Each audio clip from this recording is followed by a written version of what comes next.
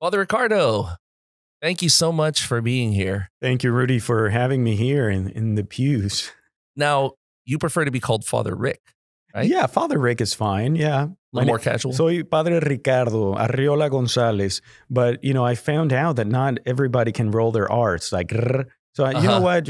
I'll make it easy for you. Father Rick. Father Rick. So, yeah. Now, how long have you been here at St. Bart? I've been here, it's going to be 2 years. So close to 2 years. 2 years as a parochial vicar. Have you been extended for another year or so? I don't know yet.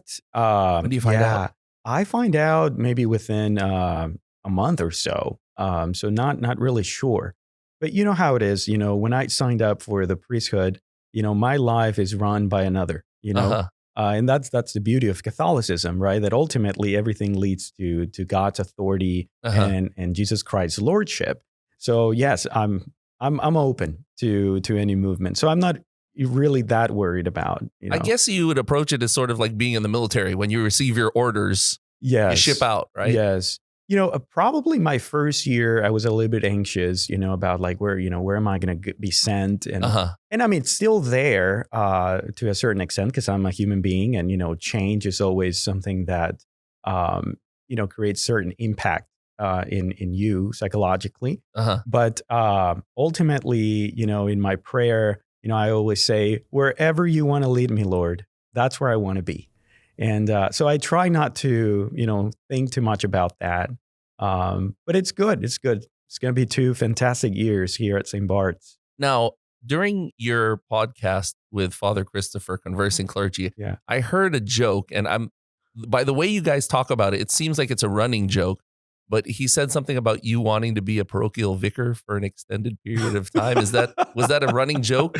That is something that I have realized maybe this year, because of the pandemic. It's always,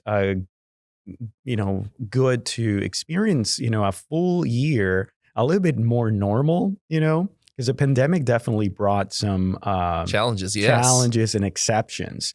So it would be nice to experience another year. Now, forever, I'm not quite sure about that. But again, it's what the Lord wants. I can tell you, from a human perspective, I mean, as a parochial vicar, I don't have the weight of the parish like Father Christopher does. Pretty good gig. Right. You get a lot of the benefits and not a whole lot of the downsides. Exactly. I mean, you're with the people, you are, trying new things. Yes. You kind of raise your hand to Father. It's like, hey, what if we do that? And, if he says yes, then you just don't worry about too much about budgeting or management else. or all of that stuff. Right. Yes, exactly. So it is best of both worlds, How long have you been a priest? I've been a priest. It's going to be 2 years.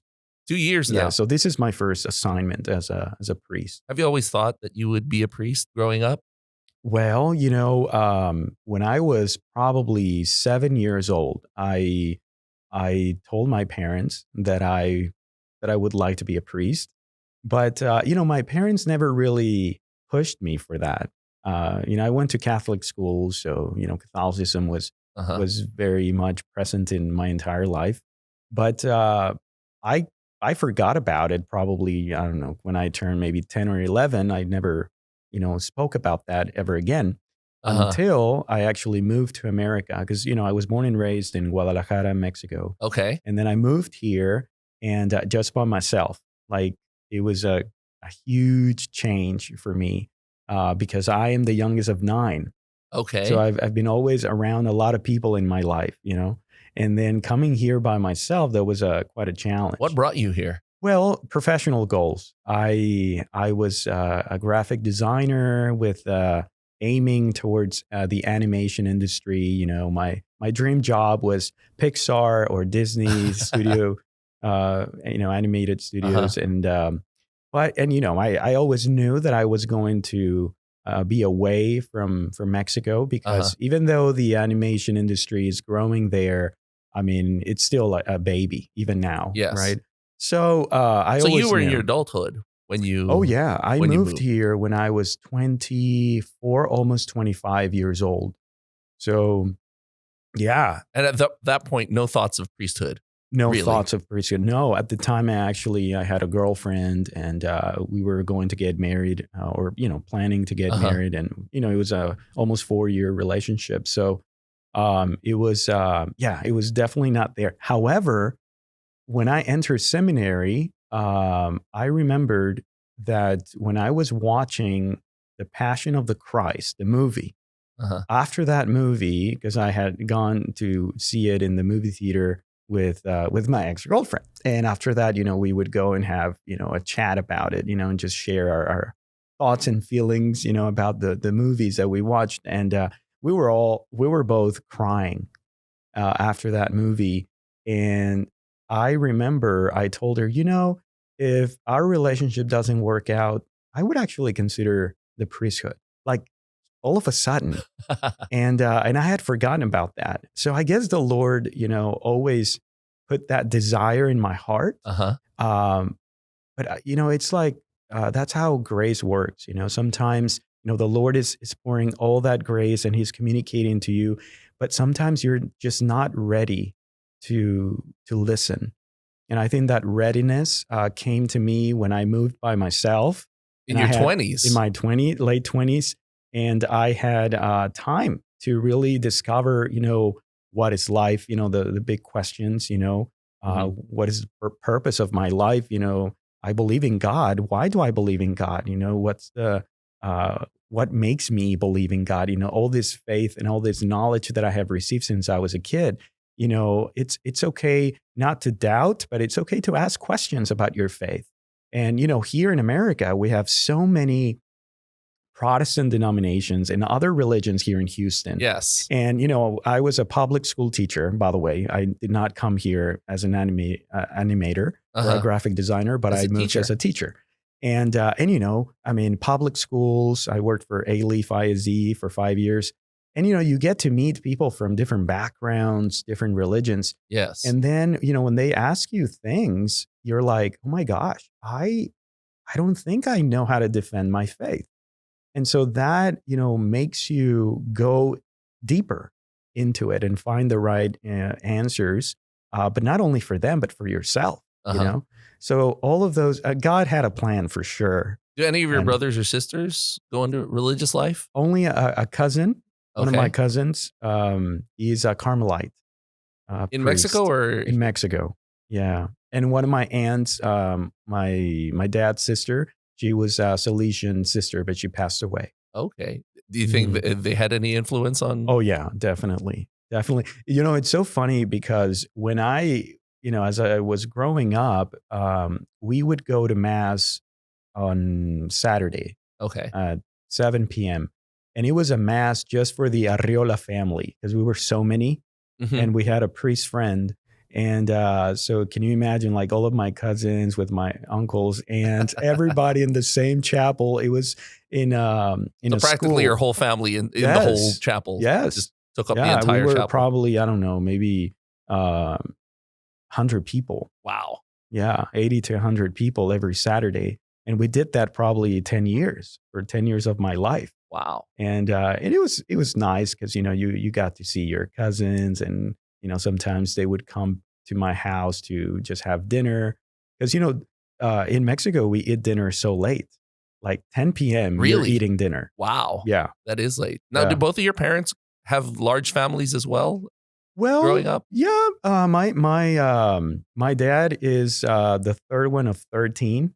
13. Yes. Wow. Now I see why you can, you can take up an entire church with your extended family. And with my mom, they're less 6, which is not just bad. 6, just 6, right? Right. That's 6. And I would go with them as well. But my, most memorable memories are with my dad's side of the family. And both of your parents grew up Catholic? Yes. Okay. Yeah, So very Catholic. And you said you went to Catholic school in the... Yeah, starting since kindergarten. It was Catholic schools. It was run by passionate nuns. And it was such a great time. I remember because there was another school where we used to go to Mass in that chapel. It was a Salesian school. only for boys. And my mom, she was like, "Would you like to move to that school?" And I would always like, because one time she was very, very serious about it. And I remember I was crying. I did not want to leave Instituto Alberici, which was my school. So I stayed there because I really loved it since I was in kindergarten all the way to middle school. And now they have high school, and I'm like, man, I would have liked to to stay there. Is it a small school? Is that why you didn't want to? It's move? small. I mean, I guess medium size Okay. school, but you know, I'm really grateful for Catholic schools. I actually believe in Catholic Uh-huh. education. It was not a classical model, which I definitely would have preferred. Uh-huh. I don't know if you know into I don't know if you're A little bit, into yes. Catholic education and stuff like that, but it was a good school. I mean, great values, great Catholic values, great Catholic culture. Teachers, they were very serious about their faith, and it was just a nice environment. And the nuns, who doesn't love nuns? Even like some friends that I have that they're not Catholic, they love nuns. Is it not, because for some people, when you say Catholic school, Yes. it conjures up images of very strict, extremely rigid, you know, priests and nuns. Was it Mhm. like that at all, or It was completely the not it opposite? was not well, not completely the opposite, because I remember there were some sisters, there were some nuns that, they would use a ruler and, Oh, wow. oh yeah, yeah, yeah, yeah, and, if you did not behave, they would, bring you outside, and just, being there for a while under the sun, which it was, pretty heavy. Uh-huh. But, all of that, I mean, I'm not advocating for that, to come back, but I, I always knew that they were not hating me, Mhm. that they were just trying to correct a certain behavior, and they wanted us to remember that there are consequences Yes. for our bad behavior. But to be honest, I was always a good kid. I was always a good student. I always liked school. I guess I would be considered a nerd, in school, Hey, same here. but but not really. Actually, I was always hanging out with different groups, because I always had this in mind. It's like, why should I be just married to a certain kind of group? It's like Uh-huh. you have to go outside of yourself and try to be with different kind of Did people. any And of your friends go into religious life no, from high school, or no, I'm the only one. And did they were did very that surprised. surprise? Yes, they were. Well, not extremely surprised, but yeah, they were excited. They were excited about it because they're like, oh my gosh, I never met anyone who would actually decided to go. Uh-huh. And our class was pretty interesting. I have a friend that he um, he works for the news in a very important channel in Mexico, and then another one became a model, and like we Wow. have different like weird cases there So your from our school. trajectories are And I'm just like, completely and I different. became a priest. That's kind So of it's not weird. one of those situations where like, "That guy? Really?" No. No, it No, was just like, no. "Wow, that's interesting that." Yeah, Yeah. okay. Yeah, it was interesting. And, well, nowadays, they find you on Facebook, and, they reconnect with you, and they're just excited, It's not a huge surprise anymore, yeah. Right, right, right. So because they saw you on Facebook going through the Mhm. whole discernment process, I'm sure. Right, exactly. Well, I was not very big into Facebook before entering seminary. I would post, here and there. I Uh-huh. would just have it more for my family, and like extremely close friends that I would, just that I had met, but then later on, as a seminarian, you get to know so many people. I Mhm. guess that's one of the most beautiful things about seminary. It's like you meet so many people in different, roads and of their life, Yeah, and different different backgrounds, yeah. backgrounds, different stages of their lives, and different needs, and they start loving you. And I think um, perhaps not many priests talk about this, but seminary, yes, it is important to attend to school and have I think we get 3 degrees, which don't even ask me what degrees are because I already forgot. But get 2 masters and 1 ecclesiastical degree, whatever. And that's good because we need to know the faith. I mean, come on, we're going to be teachers of the faith, and you're going to in defend the name of the Lord. Yes. So of course we need to know what we're talking about and have good homilies. But one of the most interesting aspects of seminary formation is actually to shape our heart into a pastor's heart. And we cannot do that if we don't receive the love of the people because it's one of those things like there's a relationship, right? Yes. I mean, you have to give love, but you also have to experience that love from the people. And from day one, I remember, receiving letters from strangers saying, I just prayed a rosary for you, keep it up. That's awesome. And it's been wonderful. Now, did you come straight to Houston from Mexico? Yes. Why Houston? So this is actually pretty interesting. So many people don't know this, but here in Texas, there is a great need of bilingual teachers, English and Spanish. And so, they go out different countries in Latin America to find if somebody is willing to become a teacher. So you were recruited? Yes. I don't know if you know Region 4. Yes. But Region 4, they are the ones who sent certain professors to my hometown, and they basically are there and they teach you how to become a teacher. You get some credits in school in a university over there. But the story is interesting. So in one of those occasions that I was taking the bus to visit my ex-girlfriend, I see this big billboard, and it had 3 questions. The first question was, do you speak English? And I was like, yeah, I do. And the other one was, do you have a bachelor's degree? And I'm like, yeah, I do. And the third question is, would you like to work in the US? I'm like, what is this about?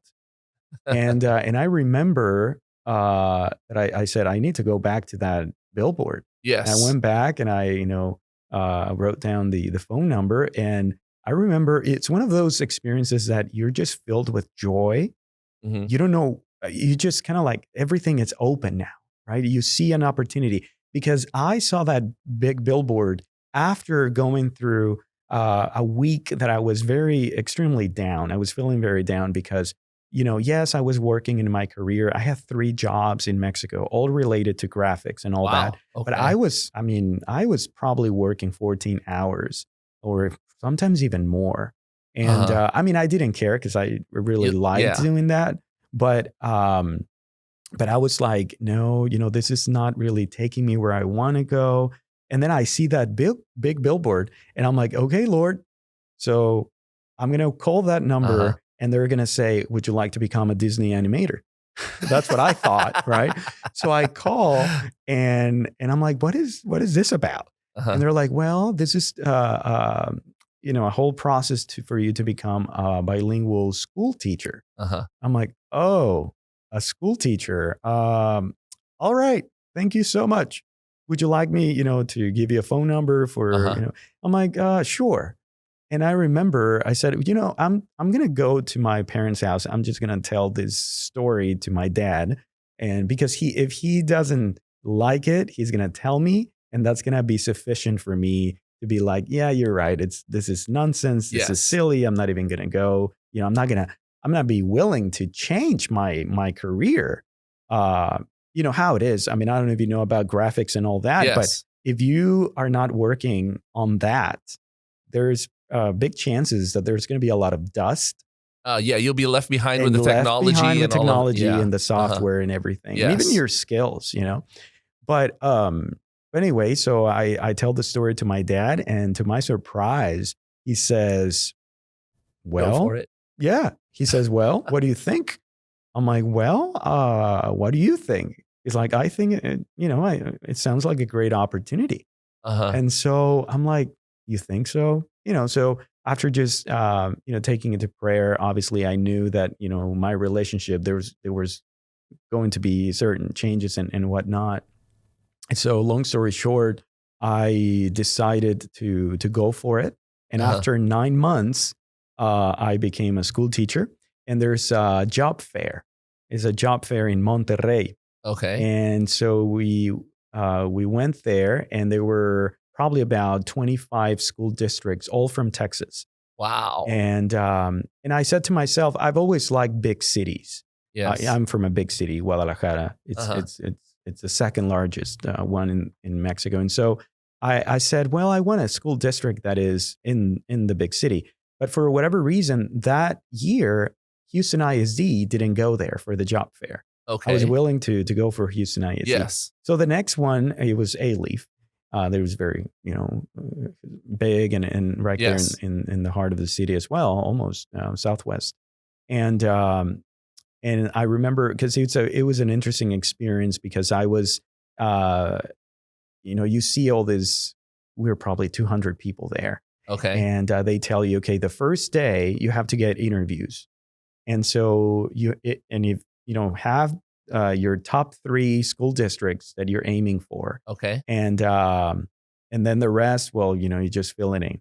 So I think I had access to 5 interviews. And so the first one was Alief, and I got it. I got my interview at 7 a.m. the next morning, and I go in there and I got the job. Wow. Right and then it was and there. just right. Yeah.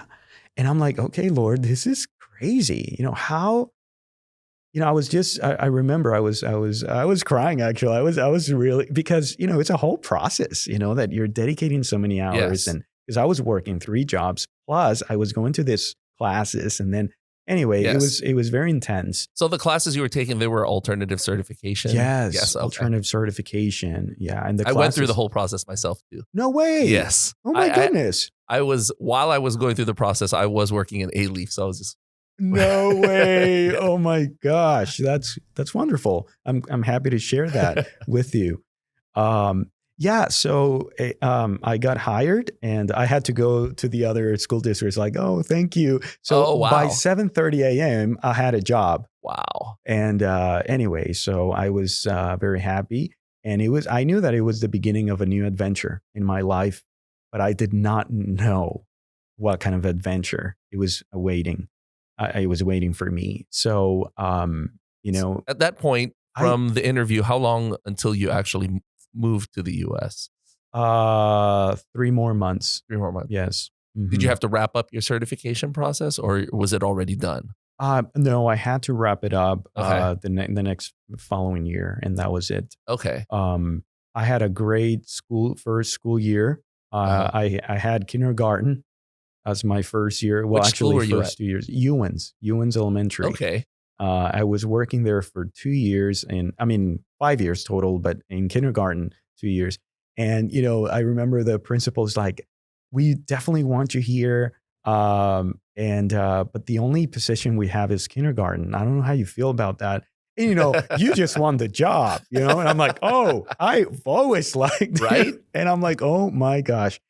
I was like, I thought I was going to be, just not teaching, but just like babysitting. But to my surprise, Yeah. kindergarten, Very it's not rigid, kindergarten. yeah. I don't know how old you are, but it's not It's not like how how we it- experienced it. Now they have to read and everything. And, I really like to talk about this because the Lord really works in our life through the different circumstances. Mhm. Because can you imagine, me devoting 14 hours or 12 hours, just being in front of a monitor of a computer. Yep. And now I was with kids and with their parents and with coworkers. Now my job life was completely different. Now it was people oriented, Yes. service basically.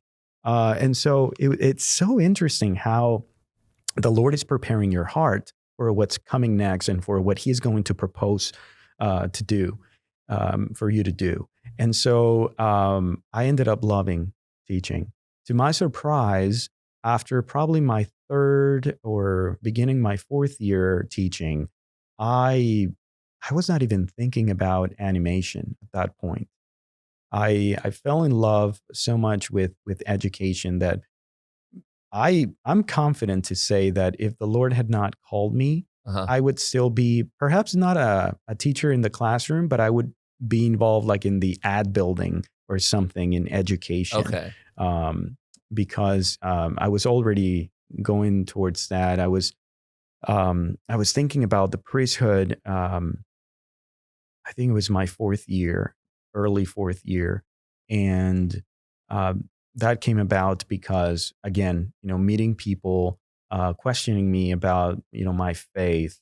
And then all of a sudden, I was very involved in parish life with a lot of young adult groups. Okay. And I can tell you, young adult groups in this archdiocese, they're very inspiring.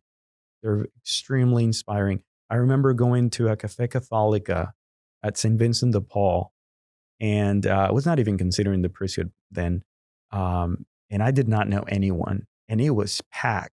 Wow. This is, pre-COVID, so it was packed. I think it was probably, 1,000 or I don't know, probably less, 600 or something like that. But it was still a lot. Yes.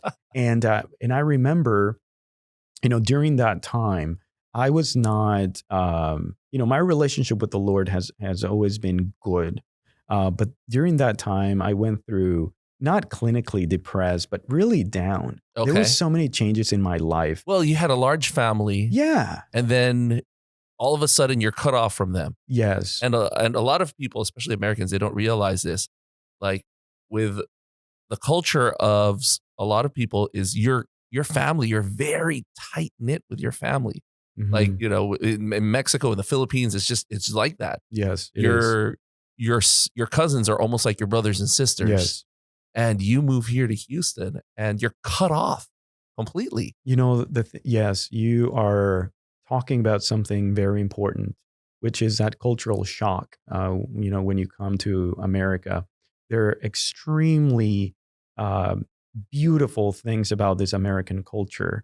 To my surprise, I did not experience that kind of depression until later on. They would tell me, my first years, how are you feeling? Are you missing, home? Yeah. I was having a blast. But it was later on. It was probably towards the end of my third, beginning my fourth year that I experienced loneliness in a real sense. Because so the honeymoon phase. Yeah.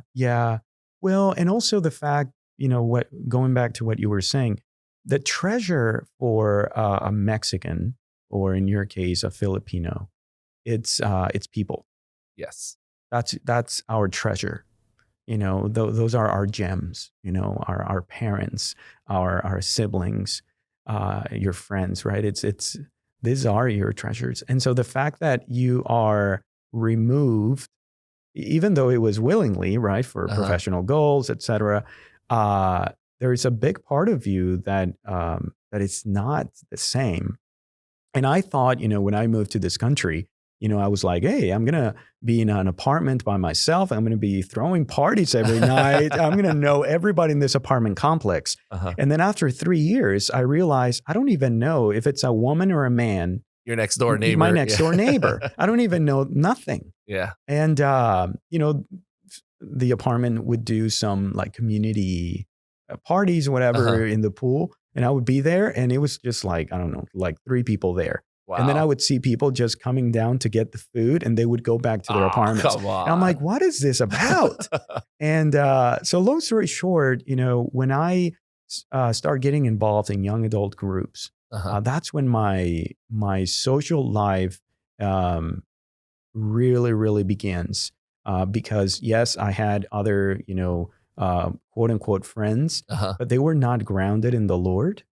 And it was just bad influence, a lot of people think, priests, they always had their life together. They think that a priest just comes down from heaven and they, I'm here to become a priest. Yes. Or, people understand, you grew up in a family and everything it's so beautiful and perfect and all. Yes, you've always been, a good Catholic, and it's like sometimes that is not the case. I mean, you see St. Paul, what he was, going through. He went through a deep conversion in his life. Now, in my experience, it was not a conversion per se, but it was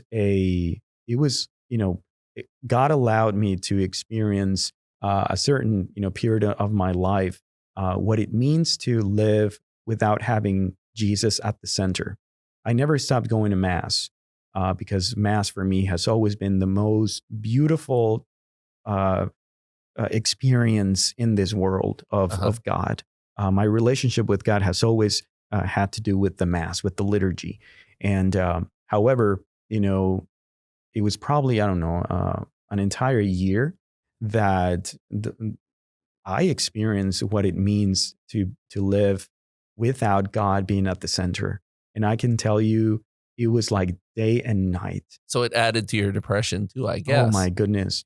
It added to, my loneliness too, because I had friends, but they were just leading me to paths that were taking me away from the Lord. So you had no relatives here in Houston? No. None whatsoever? None.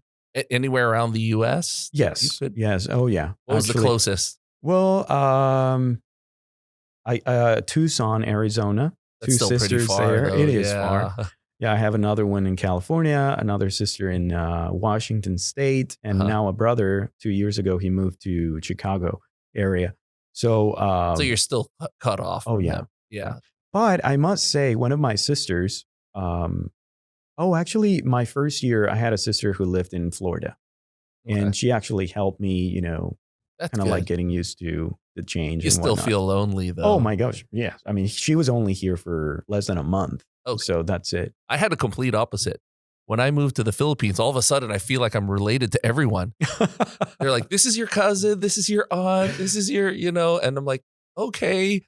Because oh my gosh, my mom has a huge family, and everywhere I looked, I'm being introduced to somebody who's related to me. And I was the opposite growing up in Hawaii. It was just us. Yeah. We didn't have any relatives in Hawaii at all. Mhm. All the other relatives were over, the other side of the Pacific Ocean in California, the closest. Wow. So Wow. is the complete opposite of what you had. That's right. All of a sudden I met all these family members. But all of that, God uses for his plans. Yes. Now, the priesthood is not about being lonely. It's completely the opposite. But there are times that the priests experience, just being alone. That's just the case, especially if you get an assignment, just by yourself in the countryside, whatever, So, all of that kind of prepared me because imagine, 5 years, just being by yourself and then entering seminary, for many guys in the seminary, that was their first experience of being removed from their parents, from their, what they were used to. Yes. And I must say, I was grateful for those 5 years of having already been removed from my own, and it kind of gave me, more enjoyment, and not worried about those things, but just really getting, ready for priesthood. So it kind of prepared you for the seminary. And also, I mean, I must say, God called me when I was 28. So, those are the decisions in life that you're not going to take very lightly, right? I mean, what commitment is at that age. Yes. You understand that you're not playing, you're not trying, you're entering seminary with the hope that you will be ordained. Yes. So, that happened to me. Now, that doesn't mean that throughout seminary, there are rough times of discernment, which I did experience, but God gave me the grace to always know that, okay, this will pass and, you will become a priest. Obviously, I never said that because then the formator's like, why are you so sure? And it's not that I was sure. It's just one of those things like you just feel in your heart. So how many years were you teaching before you entered? I was teaching 5 years. Okay. And then, seminary for 7 years, because I don't know if people know the process, but it takes 7 years if you already joined the seminary with a bachelor's degree. Yes. Otherwise, it would be 9 years. But for me, it was 7. So I studied philosophy at University of Dallas, Holy Trinity, 2 years, which I definitely want to say that I'm in love with the University of Dallas and with Holy Trinity Seminary. I mean, I had 2 wonderful years. Studying philosophy changed so much about the way I see myself, I see the world, I even think, because that's what philosophy is, right? It Yes. teaches you how to think, how to Yes. even ask questions, Uh-huh. very deep questions. And so I had a great experience in Holy Trinity, which prepared me for theology here at St. Mary's in Houston. Okay, before we get into that, we'll go into that a little more. Let's go back to the girlfriend. Yeah. I'm stuck on that right now.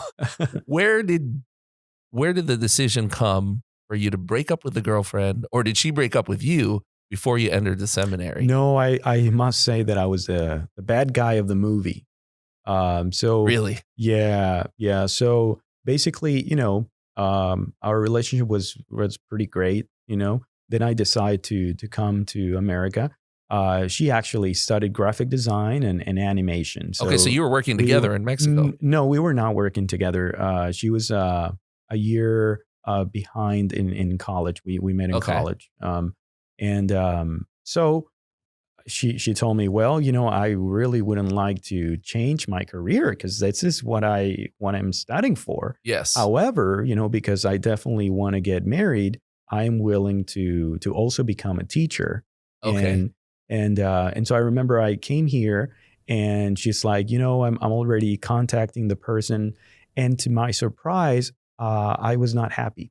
I was like, why am I not happy that she's going to do this? And of course, Really? we were good Catholics, so we weren't going to live together without getting married first. Yes. Yeah. So I just saw like a big wave of the ocean just coming.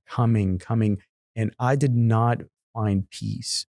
And I remember that I was dealing with, I would say, anxiety every morning. And I'm like, why, Lord? Why? If she is, she had everything, right? Beautiful, Catholic,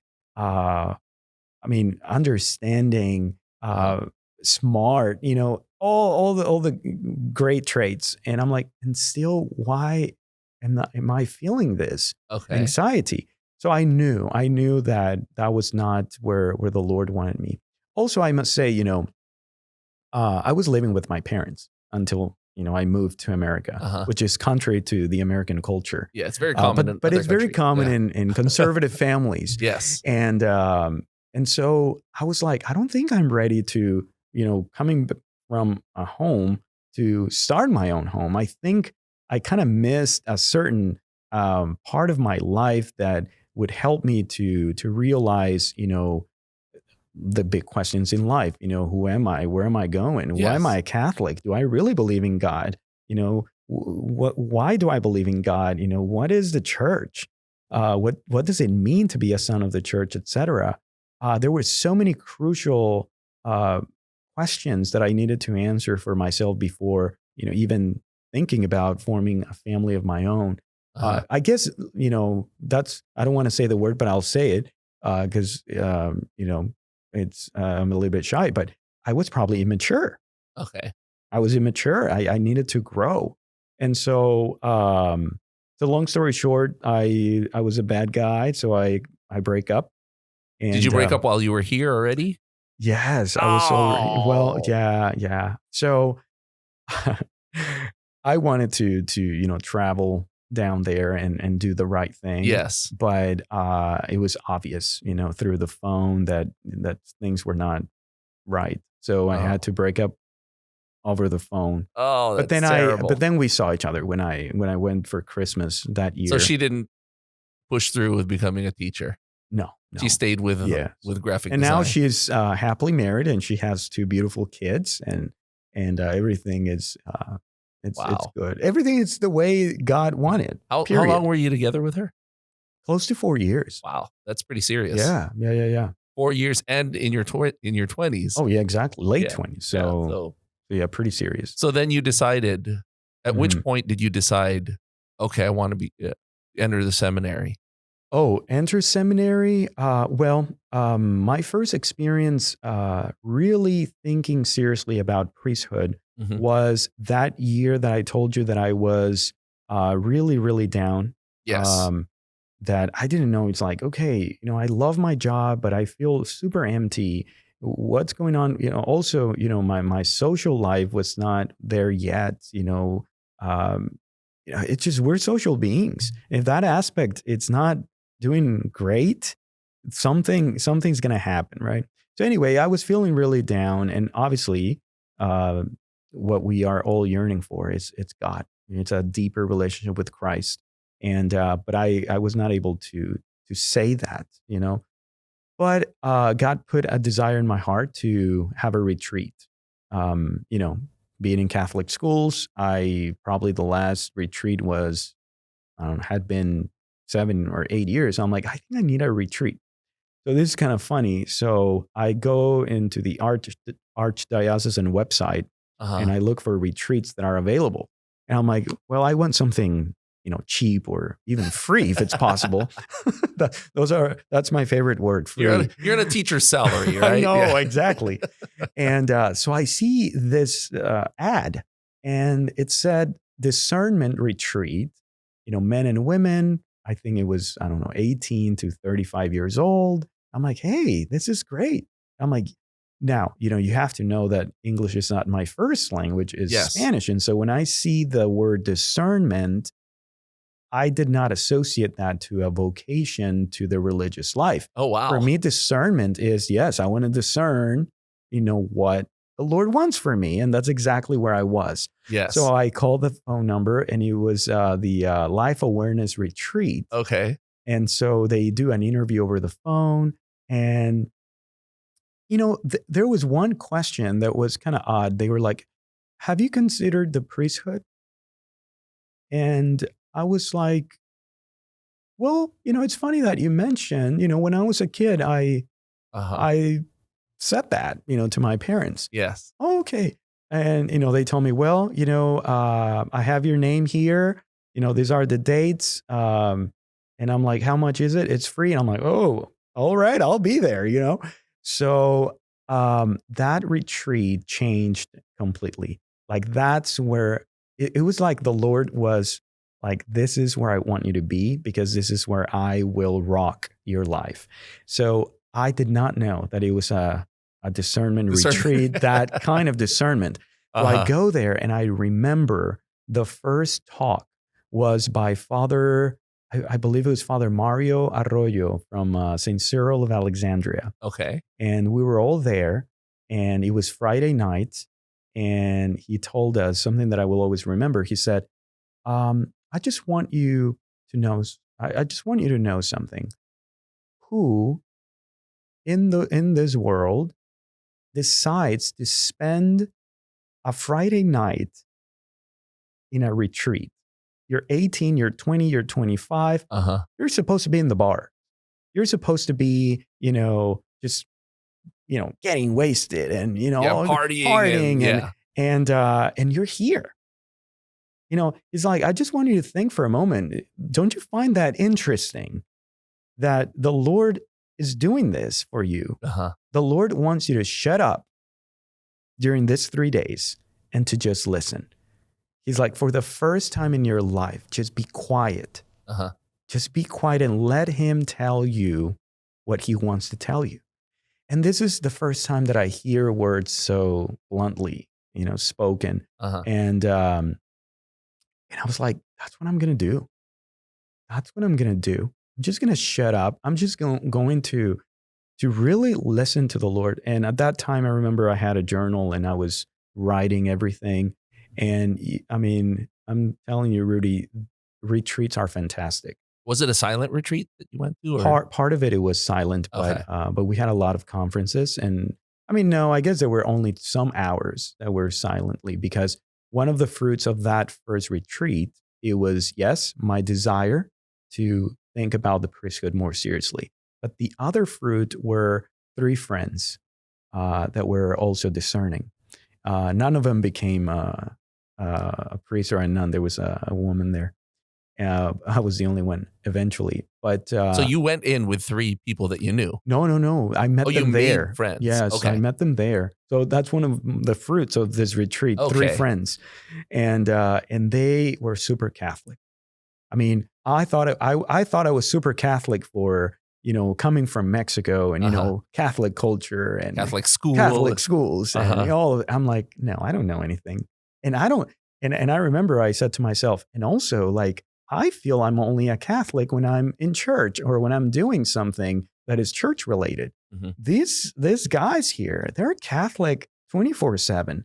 They're Catholics in their jobs because they were sharing me all this evangelization, aspects that they or anecdotes that they were experiencing at work. Not church related. They had different jobs.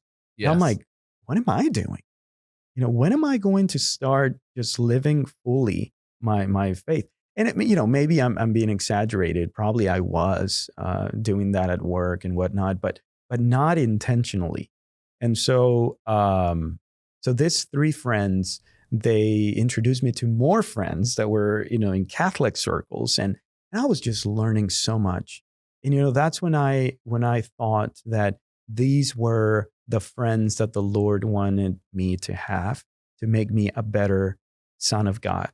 And so it's the family you were looking for here in the US. Exactly. And that was the beginning of deep discernment. But I was very afraid. I'm like, okay, this is the first time that I really am considering the priesthood seriously. I don't even know what am I supposed to feel? Do I really have to hear Jesus's voice? I mean, I don't even know. And I remember I was watching a lot of movies from saints. For the first time, I read Confessions from St. Augustine. Okay. And which, oh my gosh, St. Augustine is my favorite saint. He is my patron saint that I acquired actually, the first time that I read Confessions. And I was like reading Aquinas. I didn't even know how to read the Summa. You know how the Summa is written? There's a question, okay, there's some objections, and then the answers to the objections. Yes. And I was reading the objections, and I'm like, I don't think this is Catholic. Do I really believe? I was reading the objections as the answers. And then I felt so stupid, but I was going, I don't know, 2 a.m., 3 a.m. to bed. Wow. Because I was reading Aquinas and I was reading Confessions. And I'm like, my heart, I was reading also St. Teresa of Calcutta. And I was reading a book on a priest, I forgot his name, Thomas something. Is God to be trusted, and it was all about trusting the Lord, that's the best gift you can give him. I remember in the first page, it's like, what can you give to God that he doesn't already have? Mm-hmm. And he said, your trust. He doesn't have your trust. And you have to give that to him. That's the best gift you can give to him.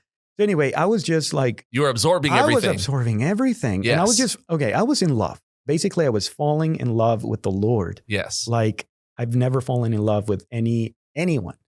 It was a different kind of love, right? Mm-hmm. It was not a love that that you just happen to have for your parents, which is amazing, right? But yes, but it was a love that it was more that I was receiving, basically, right? I mean, with God, we're all passive, right? We're just receiving. Yes. And so for the first time I was experiencing that, and I could not get enough, and so there was a point that I said, okay, I need to tell my parents what's going on in my heart.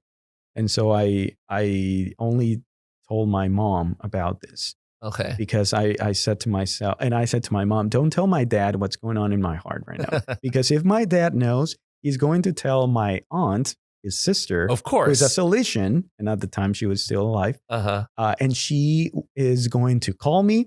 She's going to be like, you're going to be a priest. She's going to give you the hard sell. Yes, she is going to pressure me. And I'm like, I don't want any pressure. If the Lord is calling me, I told my mom, I better hear his voice or I'm not entering. And my mom, my mom doesn't cry, by the way. My mom, she wants to cry, but she can't cry. Okay. Like tears cannot. Really? Yeah. It's, and so she was so funny because she's like, I'm crying. I'm literally crying, but I can't cry. Wow. That's yeah, odd. I know that's odd. But so anyway, she got really emotional about it. And I said, I'll tell you, when I'm ready. I just want you to pray for me, and so I had my mom praying for me for almost a year. And I remember after 9 months or so, she calls me and she's like, "Hey, I've been praying for this for so long. Like, you gotta give me more updates." What point did she tell your dad? Well, at that point when she called me, and I told my mom, well, I gotta tell you something that I just experienced last week, and which I'll share with you. So my home parish is St. John Vianney here in Houston, and St. John Vianney has a 24-hour adoration chapel with an exposition, and so I signed up for every Thursday at midnight, because I wanted to do a sacrifice for the Lord. And so you were a teacher, right? Yeah. Well, yes, but not in Alief. In Alief, I was a teacher's aide.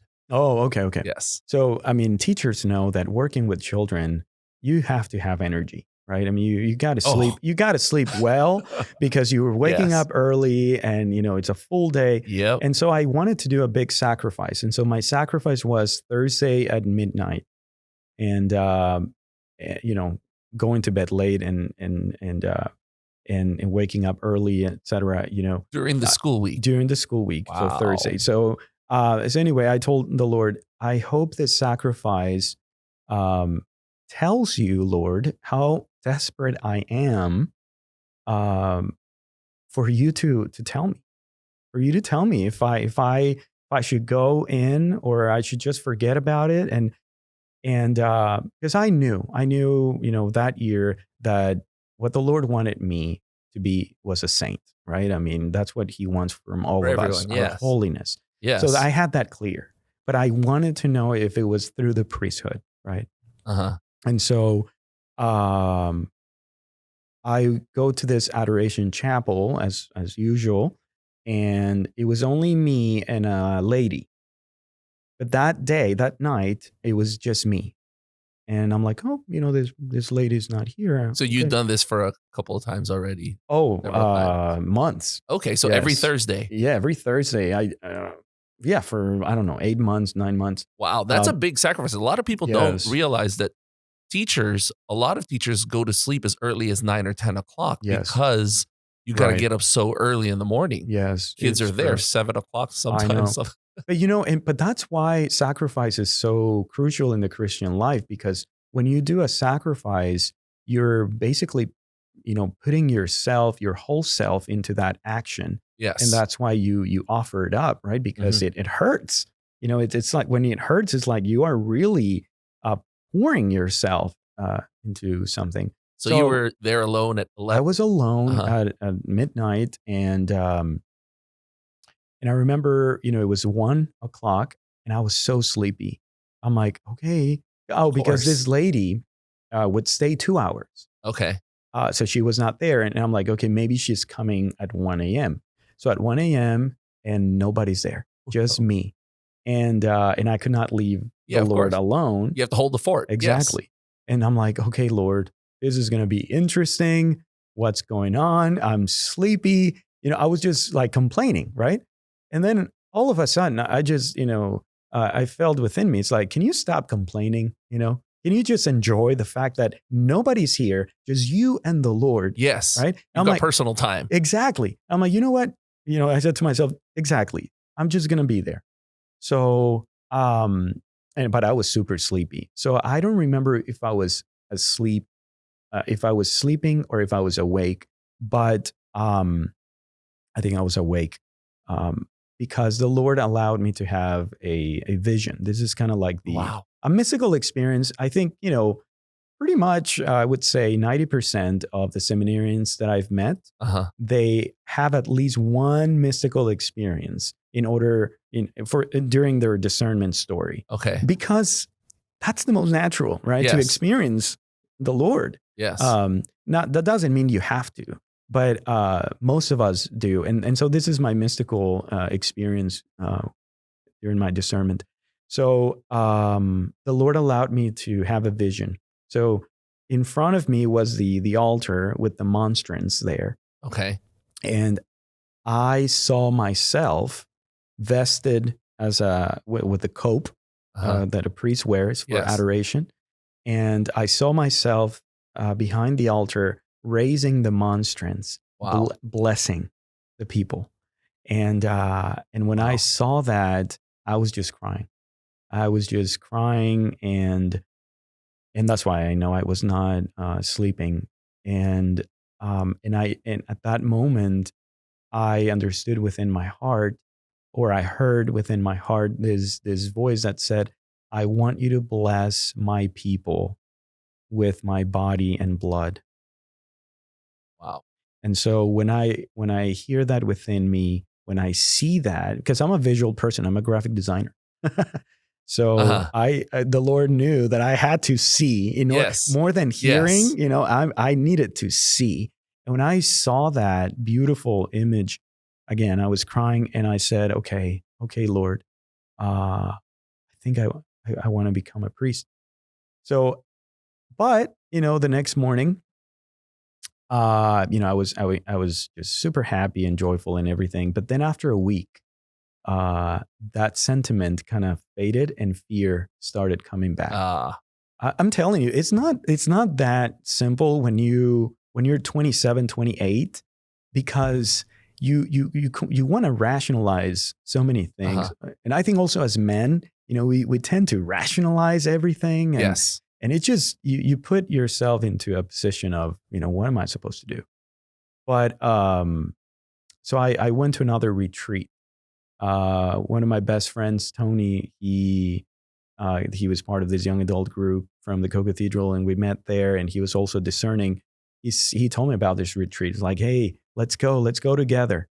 And I remember the retreat again started on a Friday, and I had just come from school, and I was dead tired. And I said, okay, I'm going to take a nap, and then I'm going to, do my luggage in order to go to this retreat. Yes. Well, I woke up at 6:15.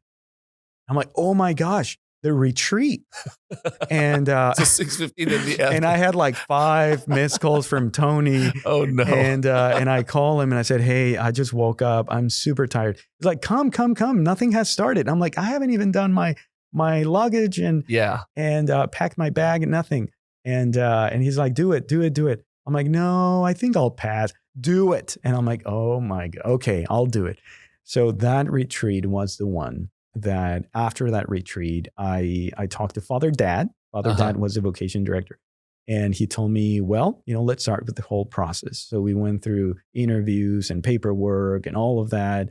And after that retreat. Thank you, Tony. I know. For pushing you. And he knows that he had to do a lot with my vocation. Wow. And sometimes you need that. Just one person pushing you. Yes. Do it. Go to the retreat. Just throw your stuff in that back bag and completely. That's awesome. And then you said you met Father Dad. Yeah, I met Father Dad, and he was there at that retreat, because this retreat was at the seminary. So now I knew that this retreat was definitely for discerning. So this one you knew was for discerning. Yeah, the other one you kind of fell into it. Exactly. That was God. It was God. This was, definitely God, but I cooperated with that. I imagine that first retreat, you walking in wide-eyed like, oh, everybody here wants to be a priest or a sister or something. About? It was a strange experience. I just wanted a free retreat. Yeah. So anyway, this one. Yeah, no, this one was great. It was again a 3-day retreat. It was a silent retreat. This one had more moments of silent, more than talks or anything. So that also helped a lot. And so, however, during my process, there were within maybe 3 months of applying, Father Dad calls me, and he was afraid that I was in a spiritual high. And so he tells me, you may want to consider wait for another year. Now that, you think you're sure, Mhm. just wait. And I was devastated. I said, oh my gosh, like I was willing to just leave everything, right? Okay. Leave um, my school, my work, my life. And here I hear this, but to me, it has always been very comforting that, and I think this was Father Dad's words. It's like, okay, now you discern, Uh-huh. now the church will discern, Wow. right? And so to me, that kind of gave me peace. But I'm a human being, so obviously Yes. I was devastated about that waiting. And so during the next 2 months, in my mind, I'm like, okay, I'm not going to seminary this year. And so two things happened. My school principal, she offered me a different position as a language arts ESL, specialist. So Okay. she's like, "Are you willing to go through the certification? There's a lot of money that we will pay for you, but you Uh-huh. gotta tell me if you really." I'm like, "Yep, yeah, I'll do it." You know, Yeah, because so ESL is a big thing. yeah, and so I was in that certification process, and then the next month I received an email from my ex boss in Mexico. Okay. I was working in a small animation studio. Yes. And so, to my surprise, like, what is this guy emailing me now after 5 years? Uh-huh. And he told me, "Hey, how's it going? I just gotta tell you, there are many things that have been happening. One of the biggest projects that I'm involved now is for the first time I'm going to be part of this animated film, Okay. and that this studio from California, they want, I forgot exactly where it was from. They want only Mexican artists, or the majority of them, they want Mexican artists because the theme is it's something about Mexican culture. So I Okay. right away thought of you. And Wow. so uh and I'm like, "Oh my gosh, this is my lifetime opportunity," Yeah, right? I this is the mean, dream. this is a dream. This is why I came to America. And Yes. now the invitation was to go back to Mexico Uh-huh. and work in this project, a movie. Yes. And so I was like, what is this about? And by the way, the movie was The Book of Life. I don't know if you know that. It was about El Dia de los Muertos. Yes. Like Coco came afterwards, Yes. but this was first. This one came first. Okay. And so I thought you were gonna say it was Coco. no, it was The Book of Life, which yeah, it was a But good movie, by still, the way. yeah. But anyway, I was like, okay, back to Adoration Chapel. Uh-huh. Back to Adoration Chapel. I'm going to present to the Lord. What is he doing in my life? Why am I getting so many options? Yes. And I told the Lord, it's like, okay, Lord, you got to help me here. I'm gonna be insane. It's like, okay, ESL specialist. That I have a career in the education Yes. field, which I like and I have passion for. The seminary, now they want me to wait for another year. What's going to happen in a year? I don't even know. Yeah. And now, for the first time, this opportunity of becoming an animator was becoming a real thing. Wow. And I'm like, what's going on? And I remember at that moment, I heard within me, I just want you to be holy, and I want you to be happy, and I will bless you no matter what you choose. Uh-huh.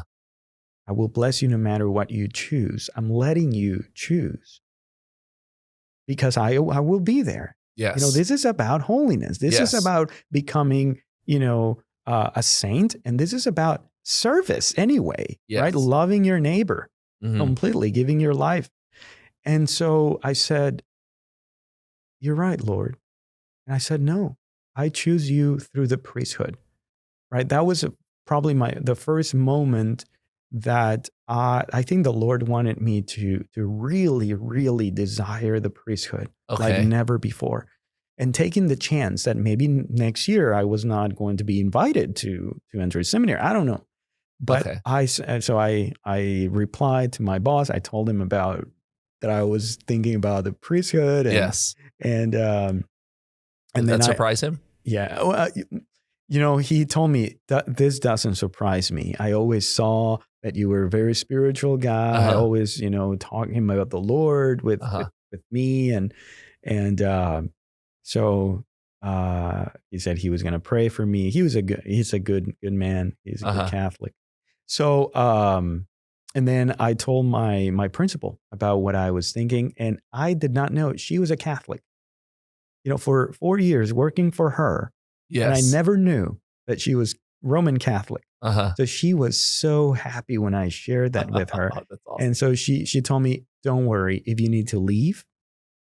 She's like, "What am I supposed to do? I'm not going to fight God, Yes. So go for it. So don't worry. And if you become a ESL specialist, well, that's great." And I'm like, "But I'm worried about the money." And she's like, "Don't worry about that. Don't worry about that." I'm like, "Okay." So I had peace, right? Yes. And within weeks of all this, Father Dad calls me and is like, "Hey, guess what? If you are still interested in entering this year, the doors are open." Wow. I'm like, wow. This was just a test, It was. It was just a test. There's no question about it. And so I entered that same year in 2012 to the seminary. So and how old were you at that point? I was 29. Pretty late. Yes. To the seminary. Because if I'm not mistaken, all of the priest guests that we've had, and even the deacons, the transitional deacons that we've had, most of them was in their late teens or early 20s that they decided to enter the seminary. So this was really late. So a lot of the guys you were with, some of them were, much younger than you, I suppose. That's right. Yes, definitely. And also going back to school, that was, there were many challenges. I mean, again, English is not my first language, and I never thought that I was going to be able to be, learning philosophy, which is a language in itself. Yes. In English. I honestly, there is a classmate of mine, Father Jose Alonso, and, he's from Guatemala. I'm from Mexico. And we both agree that there's no question that the Lord was helping us big time, because we did well in our tests. We were succeeding as students. And I think it was because we were so afraid that we were, all the time, studying and, like overcompensating. Correct. With studying because you were afraid of that barrier, the language barrier. And but that was a gift in itself, that the Lord was helping me, studying in a university in the U.S.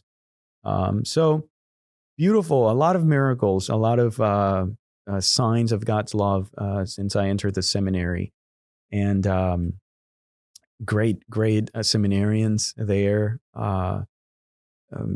It was a blast. So you went to Dallas? Experience. It was Dallas, Holy Trinity Seminary in Irving. Yes. And you were there for how many years? 2 years. 2 years. Yes. Since you already had a degree, you just had to go. It was only 2 years for philosophy. And I remember I'm very, very, not quick, but when I like an institution, I just wear we say in Spanish, me pongo la camiseta. I just wear the shirt of that university, meaning, I'm married to it, and I will defend, this institution. Yes. Yeah, I'm all in. And that's how I felt. And I took advantage because I did not know that I was able to get extra credits just hearing the classes without actually being tested or whatever. Okay. So a friend of mine, Matt Ty, another best friend that I met him there, he's now married. He works at St. Edward's, and I married him recently. Oh, nice. So yeah, really, really cool. But anyway, so him and I we're like, yeah, let's take advantage. And so we took Old Testament prophets right there at the University of Dallas. because they had excellent theologians as professors. That's awesome. And anyway, it was, again, when you're in love, right, with your church, with the faith, with the Lord, nothing is enough. Nothing seems to be enough. And that's how I feel even right now. I mean, the priesthood is Jesus. So how can you get enough from him? So while you're in Dallas, you're in the discernment process, of course, because it's not, a lot of the priests and the deacons that we've had on the program, they say that, it's still a whole process. You're not, a priest yet. You've got years to go and a lot of formation. Yes. Did you have experience with girls at the university? Did you find that they were all of a sudden all these girls are showing up? They're coming out of the woodwork. Did you have any of those types of experiences where you were tempted to? Oh, I see. No. I was not. It didn't really happen. And again, I think seminarians experience graces in many multiple ways. And like I shared with you, I received the grace of every time that I was alone with the Lord or in Mass, I experienced within my heart that you just have to go through this, but I want you to be a priest. I always heard that within my heart. So that assurance, I guess, that kind of helps. But no, I never really doubted that was one of the sacrifices that the Lord was asking of me. Okay. And again, I go back to the theme of love. I guess right now love is one of those words that are extremely distorted in culture. Yes. And you probably think that a love that is spiritual, it's not going to satisfy you. But it does. It does. I'm not saying that obviously there are moments of weakness, of temptations, but that love, when it comes to you, you're like, you kind of say what St. Peter says. To whom shall I go? You have words of eternal life. It's like, no. So it's really, really interesting. Obviously, you have to spend time in prayer, and it's very easily for priests to suddenly, even for seminarians, believe it or not, but now that I'm a priest, I can say for priests, that when you are so involved in the work of the Lord, then the first thing that you start removing from your day is prayer. And then there's a red flag, because it's like, wait, you are removing what sustains you, your vocation. Yeah. It's like a car without, fuel. It's like, why are you doing that to yourself? Right. And so that's crucial. So for any temptations, you have to take it to prayer. You have to spend time with the Lord. And, tying it up with this theme of love, the Eucharist is the sacrament of love. Yes. And so we need his love. That's it. Okay. Now, another thing that a lot of the priests and deacons have spoken about on our show is quote unquote chalice chippers. Did you have any experience? You're a good looking guy. Were there girls in the university who were, after they see a seminarian and say, oh, he would make a good husband, maybe I could, convince him otherwise? I never had any girl after me in the seminary. Did you have any situations where you weren't sure how to speak to a girl? Like, let's say you met one and no, I've never, to probably put it in the conversation that, hey, I'm a seminarian. No. I told you at the beginning of the interview that when I was in school, I didn't want to go to an all boys school.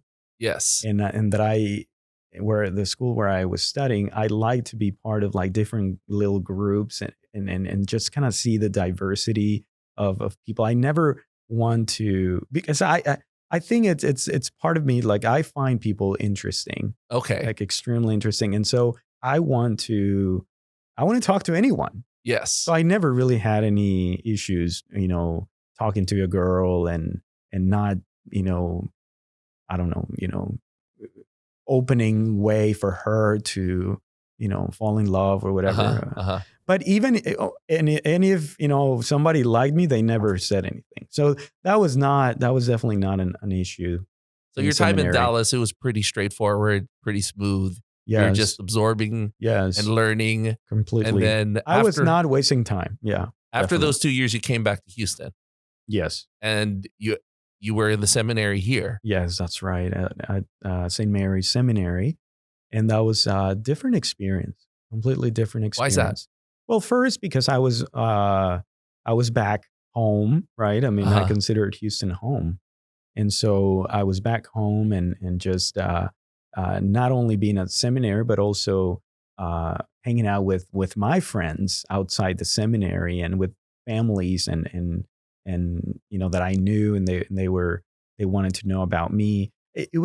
I kind of felt more support, and again, the love of the people that I told you that helped shape my heart as a pastor. It all happened when I moved back here to Houston at St. Mary's. Now, the experience at the seminary, well, that was a time to grow, with, kind of like get to know your brothers that, they're going to be in this diocese, for many years. So that's always really good. Even, some of them that discern out and I still talk to them. And so great times, in regards to the academics, it was I experienced much easier than University of Dallas.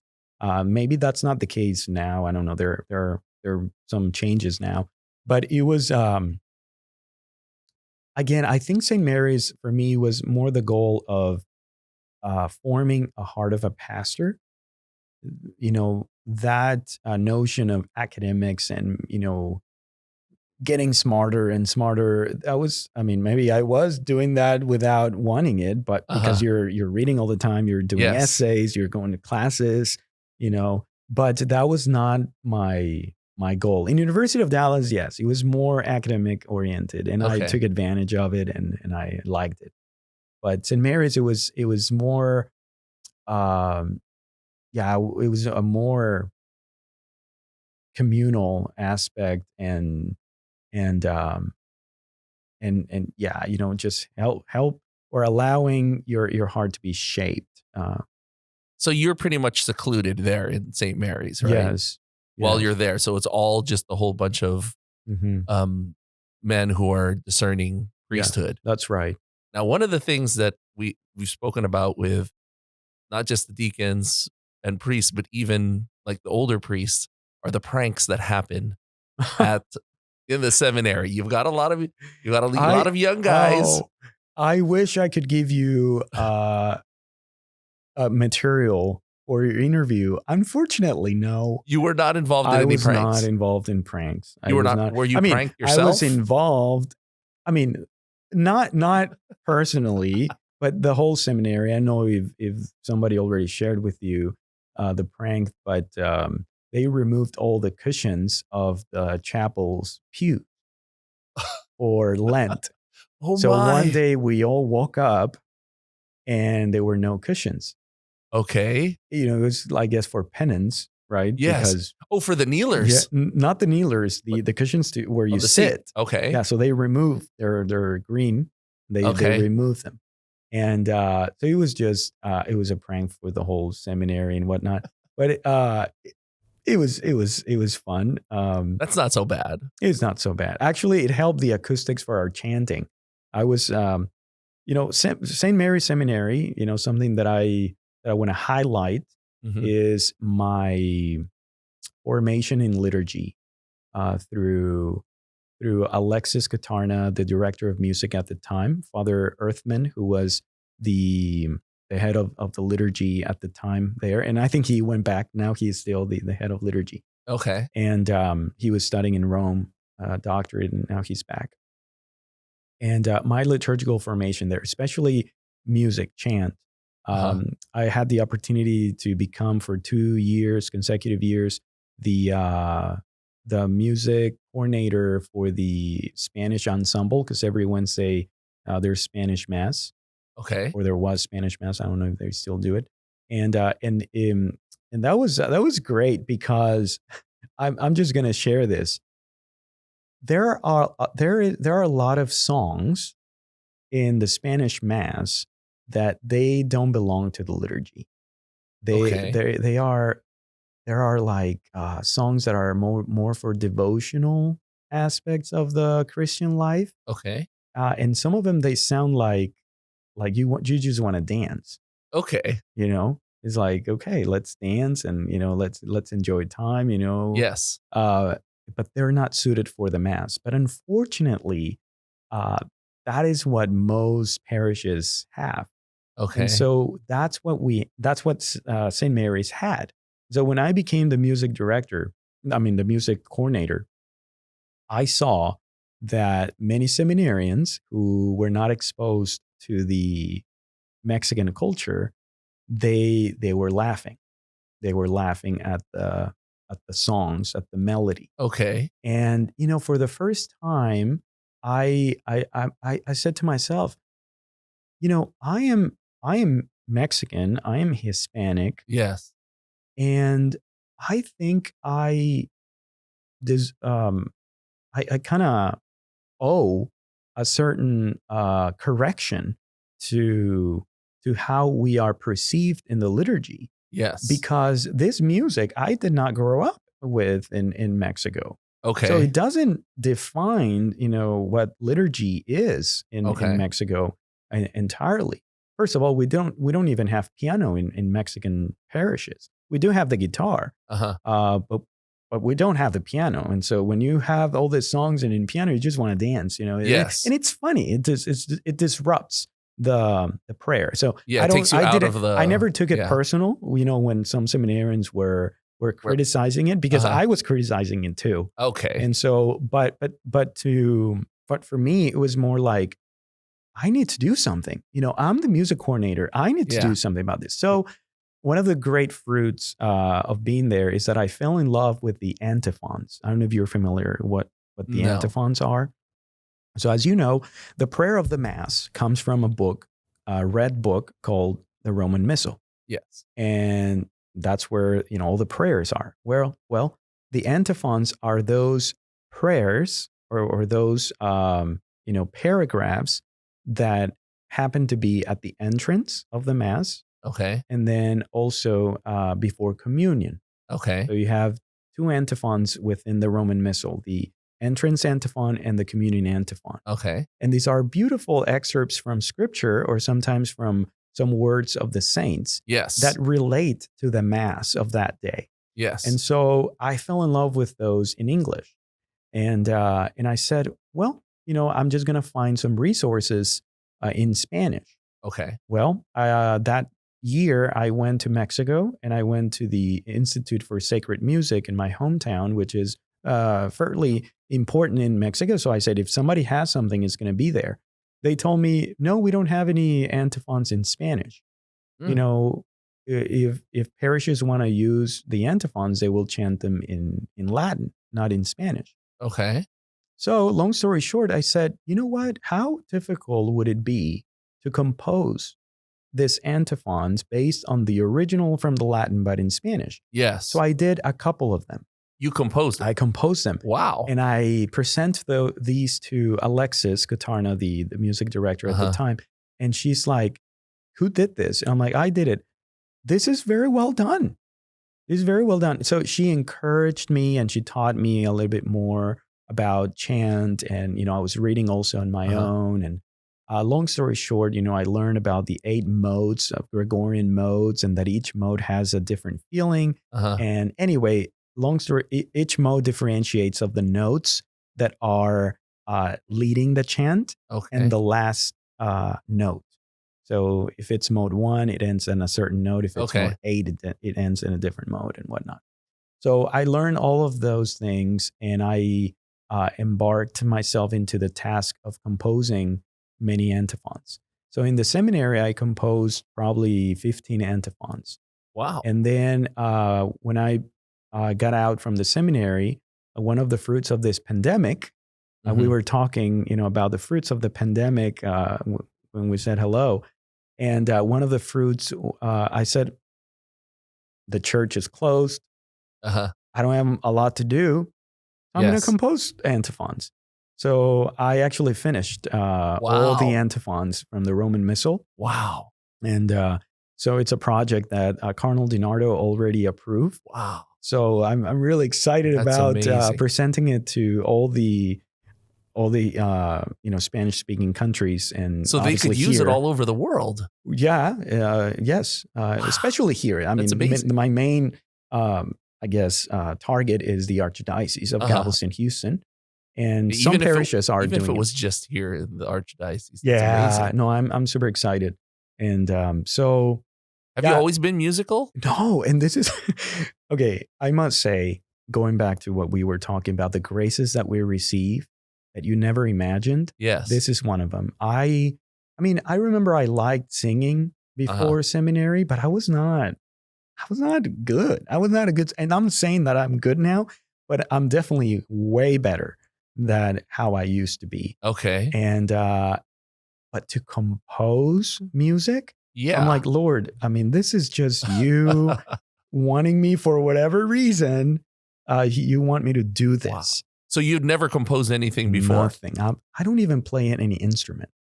Wow. I don't play any instrument. That's crazy. So this is something like I'm very surprised. I'm very grateful for the Lord, but I understand that this is something not for my own glory, or like, as a matter of fact, I'm not planning to sell this antiphonary. It's called.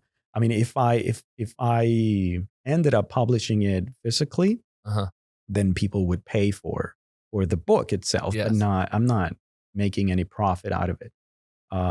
So we'll see. Amazing. I just want people to use them, I don't know if you want to listen to some. Do you want me to sing one? Oh, definitely. Okay. Please.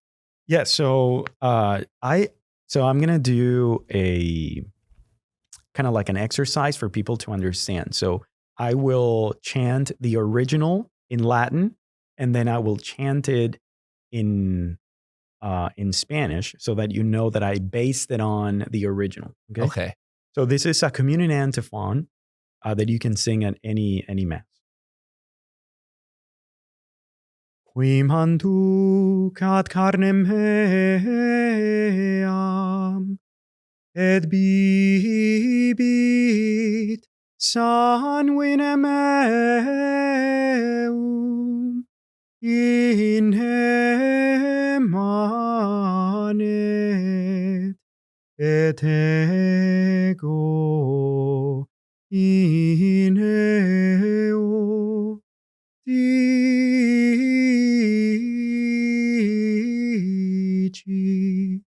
Dominus. And now in Spanish.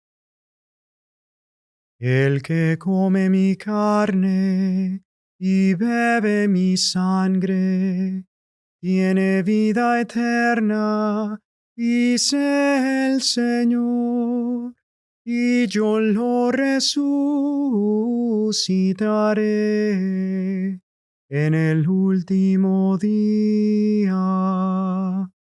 So you can see how it's based on the original, but it's in Spanish, which is different in the Roman Missal. It's a little bit shorter. Anyway, so basically that is a project, right? All these antiphons, I put the melody that it's based on the original, but Gregorian chant, you cannot just fit the text into a melody.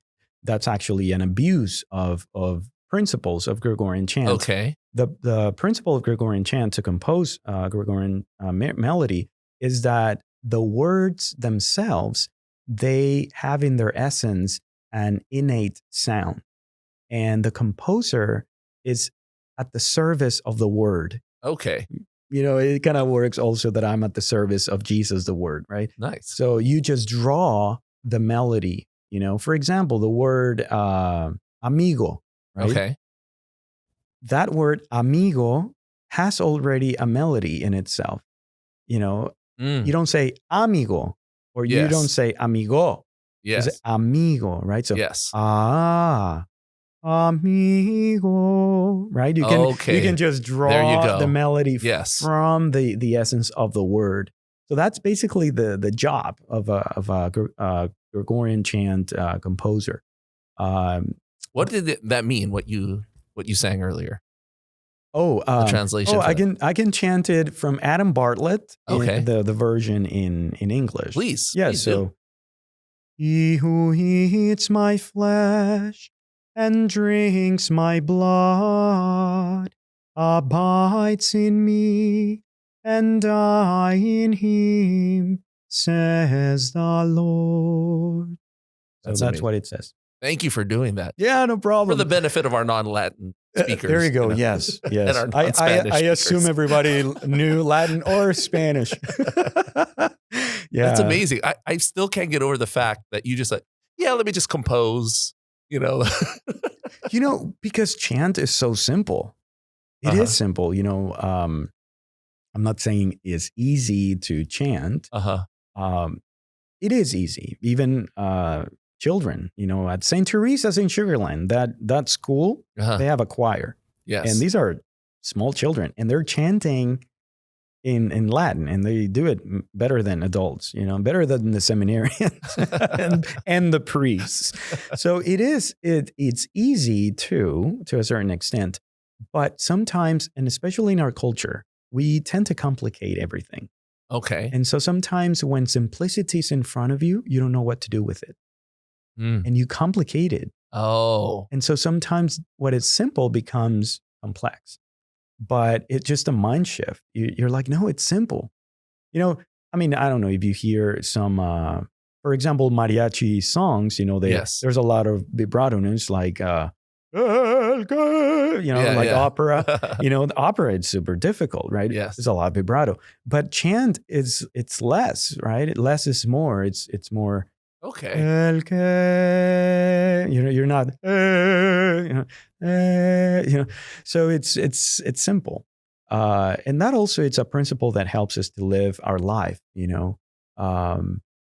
What seems to be complicated for the world, like I don't know, celibacy or embracing an illness and suffering. What seems to be very complicated for the world, in Christ, you see the simplicity, and you fall in love. Like, no, don't fight it. Don't fight it. Just accept, and be at the service of the word, Jesus. So when did you write this, compose this? You were in the seminary? In the seminary I started, and then I Okay. did some compositions during my breaks, during my vacations as a priest, because people don't know this, but priests have vacations. And so we do different things, hobbies, and this has become, I guess, one of my hobbies.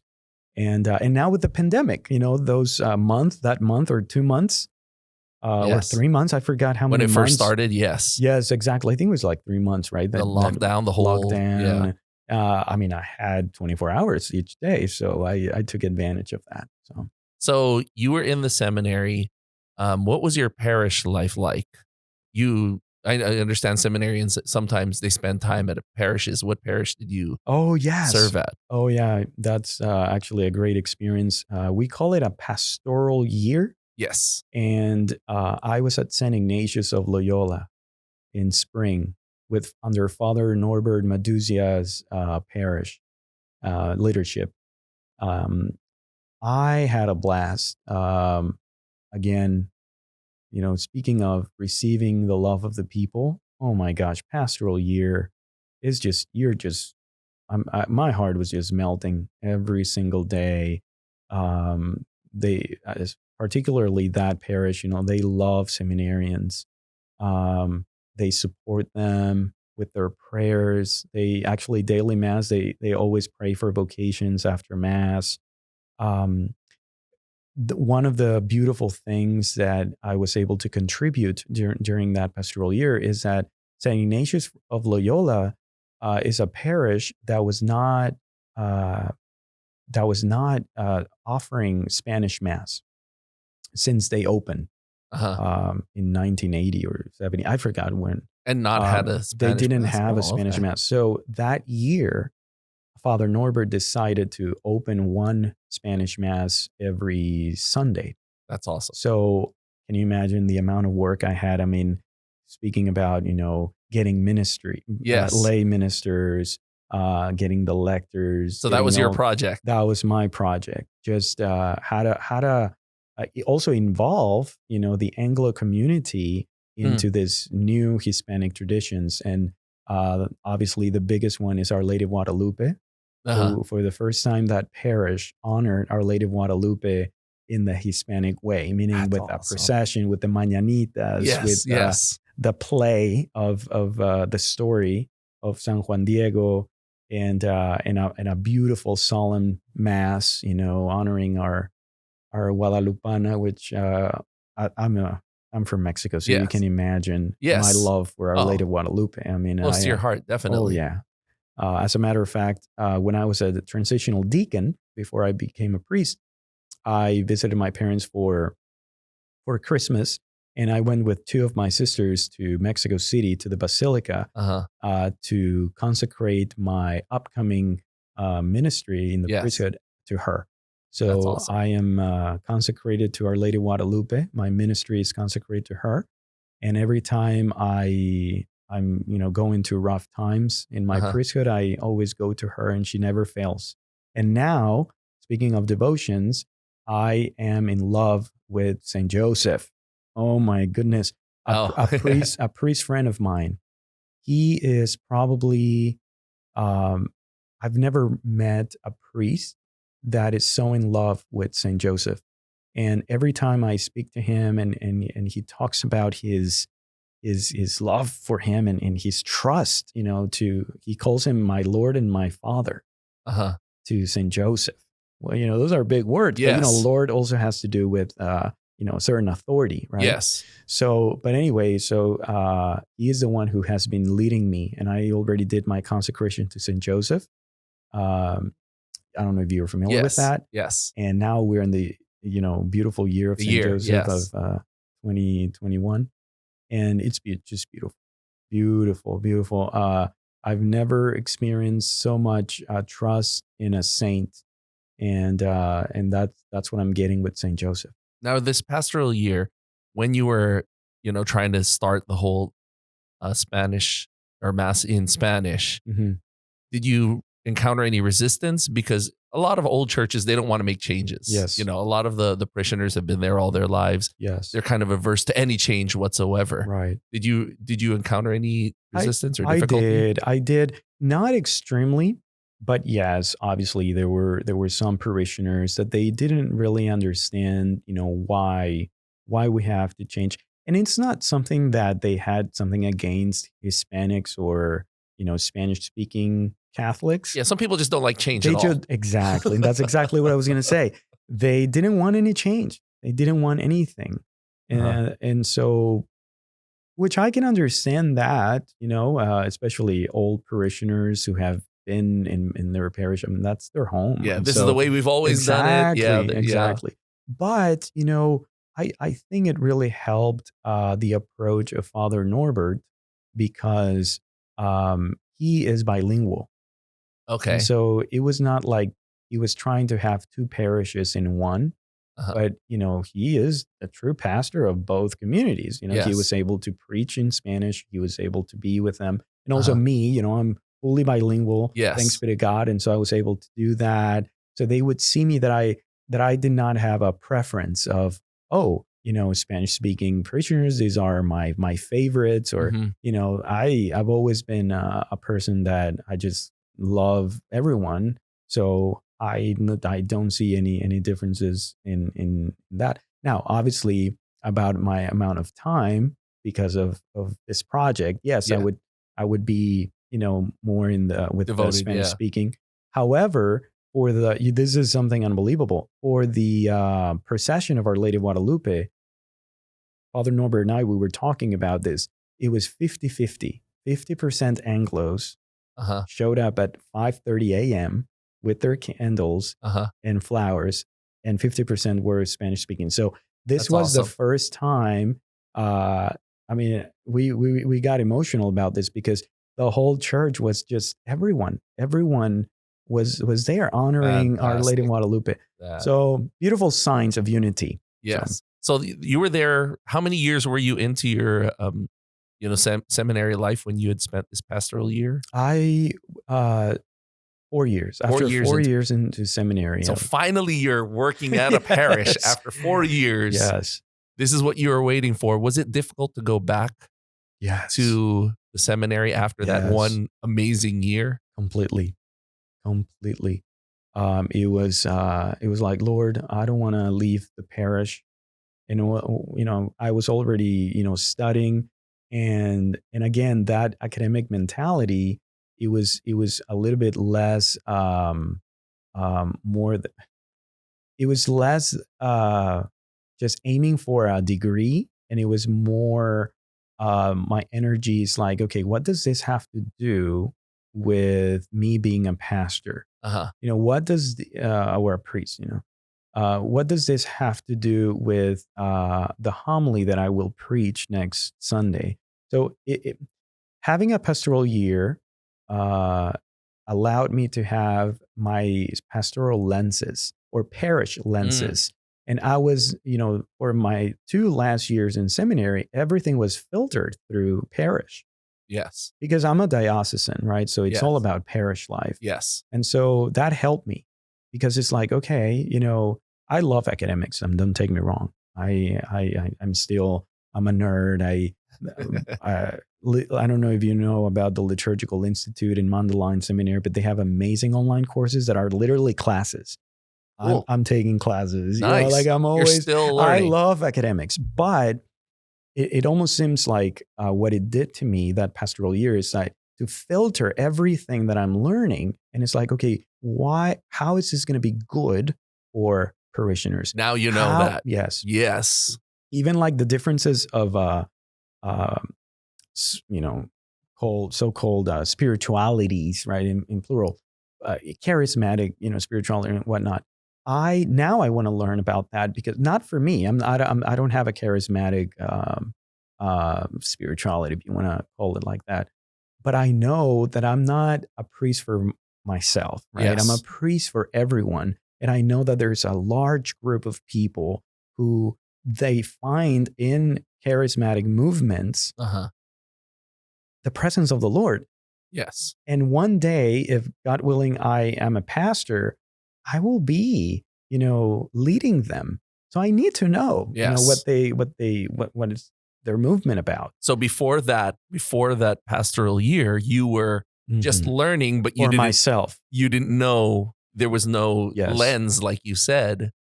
And now after this 1 year, you've got that lens, and you can see all how your learning will go into your life as a priest. Correct. A priest is a man of God for others. And so what I was learning before my pastoral year, it was all for me. But now after my pastoral, or when I finished my pastoral year, everything was for them. I'm learning this for them. How am I going to deliver this? This would be a great catechetical, lecture for the people, et cetera. So it was an interesting shift after my life in the parish for the first time. So now you're more eager for those last 2 years. Oh, more eager. Just want to get back into it. Want to absorb as much as you can. You talked earlier about friends that you had met in the seminary that had discerned out. Was it difficult seeing them leave? Yes, of course. That process, perhaps, I don't know if you can invite someone in your show to share that experience, because it's tough. I would, in my conversations with them, I kind of equated that to breaking up with a girlfriend. Okay. Because it's something that you had so many desires for. You saw a future. Oh, you were making plans. You were making plans. Yes. And I mean, everything that you were living was, when I become a priest, blah, blah. Oh, So, and then finally there's, shadows, there's darkness, it's like, what's happening now to myself? Where am I yes. supposed to go? I mean, it is easier, I would say, I would use the word easier for those seminarians who leave because they found out that they were meant to do XYZ. Yes. But it becomes tougher, more difficult for those who they just know that the Lord is not calling them. It's not right but for they them. don't know what's coming for them. Oh, They're yes. just sure that they're not going to become priests. You're So right. that's really tough. So I experienced like both cases with this friends. Wow, So- you're right. It's like it is like that. Like you break up with a girl Yeah. and you don't know who the next, who your Yeah. future girlfriend is. Like, okay, Yeah. turns out I'm not going to marry her after You're just all. alone. You don't see Yeah. yourself with anyone. Wow. Yeah. That's amazing. So it's tough. But now all these friends are super happy. They're married. Of course. They're married and It just wasn't for them, and yeah. they found what was for them That's right. eventually. That's right. And But you it must know- be tough for you to see them go. Of course. Yeah. It's tough because, you kind of have the priesthood as a link, Yes. with his friends, and then suddenly that link is not there. But if there are your friends, then you're gonna find other links too. Yes. Other ways to connect, and that's what has One happened thing to me. that one of the deacons that was on the show said, the nature of your relationship will forever change.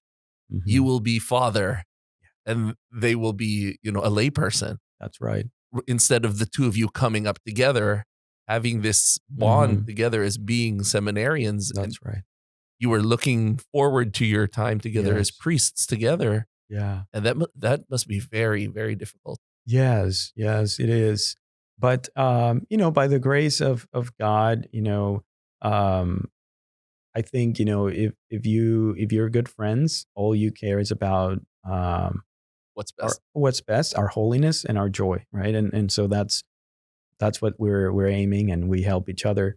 And well, even like my friend Tony, he was discerning, but he never went into the seminary. He got married. Yes. And to Marilyn, I became the godfather of their That's two awesome. daughters, That- and he calls me father. And I'm like, I don't say anything, but at first, I was like, oh, I guess I am. That must be odd, yes, because Yeah. you had a relationship with these people already, Yes. and then suddenly you're Yeah. your father. Sometimes, not every time, but I at first thought that it was when there were people around. Uh-huh. But the other day we had lunch and he calls me father. I'm like, okay. I'm like, all right, Tony. Because he's so used to calling All you right, just, son. Rick by Yeah. your first name. And Yeah. Funny that we're talking about this, how people address you and whatnot. I definitely love, when people call me father, right? It's just, uh-huh, and now that I'm, again, devoted to St. Joseph, call me father. I love it. as a meaning, a deeper meaning, yeah. the word father. Of course. But what I find interesting is it's taking me a lot of it's becoming very difficult for me to call somebody my daughter, my son. Really? Yeah. I don't know if it's because I feel young, and I don't know. But I don't know. You know what I mean. Yes, If I call you, oh, don't worry, my son. Maybe in English it sounds awkward, but in Spanish it's more natural. Yes. But I still Yes. have that. So that's something a grace that I'm still waiting for the Lord to give me, because I really would like to respond in that manner, right? Because people consider me their father, their spiritual father. Yes. And I just want to correspond. And I do, right? With how I speak to them. But that word, I think when the Lord gives me the grace to naturally say that, it's going to bring me a lot of joy. You got me thinking now, because in the Philippines, they still use the Spanish word. Hijo. They still call you Right. that in Hijo. the Philippines. Oh, yes. A lot of people. Yeah. Yeah. In Mexico as well. So, Yeah. but that's a grace that I'm asking for and that I'm waiting for. Maybe St. Joseph can help me You, with, you with still that. feel a little too young at heart. Is that what it is? Maybe. Yeah. And you know what? The thing is, I look younger than my age. And so people constantly remind me of that. And so it's not that I feel young. It's just like people make me feel They make you feel younger. Yeah. It must be very difficult for priests who went straight into the seminary out of high school and they come out really young. Yeah. Like, like Father David Michael at St. Faustina or one of the deacons, Deacon Joseph, like who went in right out of high school. Mm-hmm. That must be very difficult to say, son, my daughter, or something like Yes, that, that's at true. them being so young. Right. Yeah. No, I agree. I agree. So now you've had those 2 years in the seminary. Mm-hmm. Where did you spend your diaconate year? I was serving St. Patrick's at Cavalcade Road. I don't know, near Cavalcade Road, outside the Loop, Okay. 610 and close to 45. Was it a small parish? Yes, a small parish, probably 90% Hispanics, both bilingual, first generation or third generation, fourth, sixth generation of Hispanics. Beautiful parish. Oh my goodness. And I was under the the pastorship of Father Tom Hawkshurst. And oh my God, he is one of the most um, devoted priests to their people that I've ever encountered. Speaking of living saints, he is. Um, Again, when I realize, right, that a priest again, and as a man of God for others, and then I see how Father Tom is Anglo, and he learned Spanish, and he fell in love with Hispanic culture, and he it's so wonderful to see how he interacts with Hispanics, because you can see that it's not his culture, but he Yes. has admired the culture, and he sees everyone as a person. He sees the value of each one. He wants them involved. He, in a way, without being too drastic, he restores the dignity of many of them, that are living through rough times as immigrants. Anyway, I had a blast at St. Pat, and the people there, oh my, they fed me like crazy. Mexican food. But that's a sign of their love. So was it like being back at home? Oh yeah. Even better. They cook better. Uh-oh. Hope your mom's not. No. Not the beans, Mom, not the beans. Those are my favorite from So you. you spent a year there, and then when did you you learned about coming here to St. Bart? Mm-hmm. Was it the day before or the day after your ordination? The day before my ordination. Yes, the day before my ordination, I found out, and it was really. I mean, I really didn't know much about St. Bartholomew, except that one of my classmates, he did his diaconate year here. Okay. Father Justin. And so I right away, I asked him, hey, so what do you think? He's like, you are going to absolutely love St. Bartholomew. They're going to love you. It's one of those parishes that, parishioners have high spirituality. We have here at St. Bart's the 24-hour adoration as well, and we see the fruits of that in the people. And he was right. He was absolutely right. I could not ask for a better assignment. And I know there are amazing parishes out there, but it was very easy for me to fall in love. That was Father Christopher already here? Or did yes. you come at? So how long was he here before your? He was going to be 3 years. Okay, so he had already been established here by the time you came. That's right. And he was the year before I entered.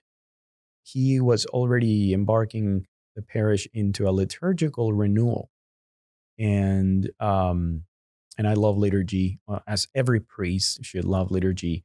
But you know what I mean? Like I spend a lot of my time, my free time, and also during the day, reading about the liturgy, you know, learning and relearning and going deeper and deeper. I mean, it's a mystery, right? The liturgy Yes. is God. The liturgy Yes. is a Trinity. So you cannot get enough. And so, so when he told me about that, it's like, well, tell me more about this liturgical renewal. He's like, well, basically, we have a group of parishioners that they are studying the documents of Vatican II, Mhm. and we don't want to read, what did Vatican II intend, or no, we want to go to the actual, primary sources. Uh-huh. And it was fascinating for me to see the conclusions that our own parishioners, came with, such as, the organ is a primary instrument of the church. That's all Uh-huh. Vatican II. Latin, language Latin should be preserved in all of the liturgies, right?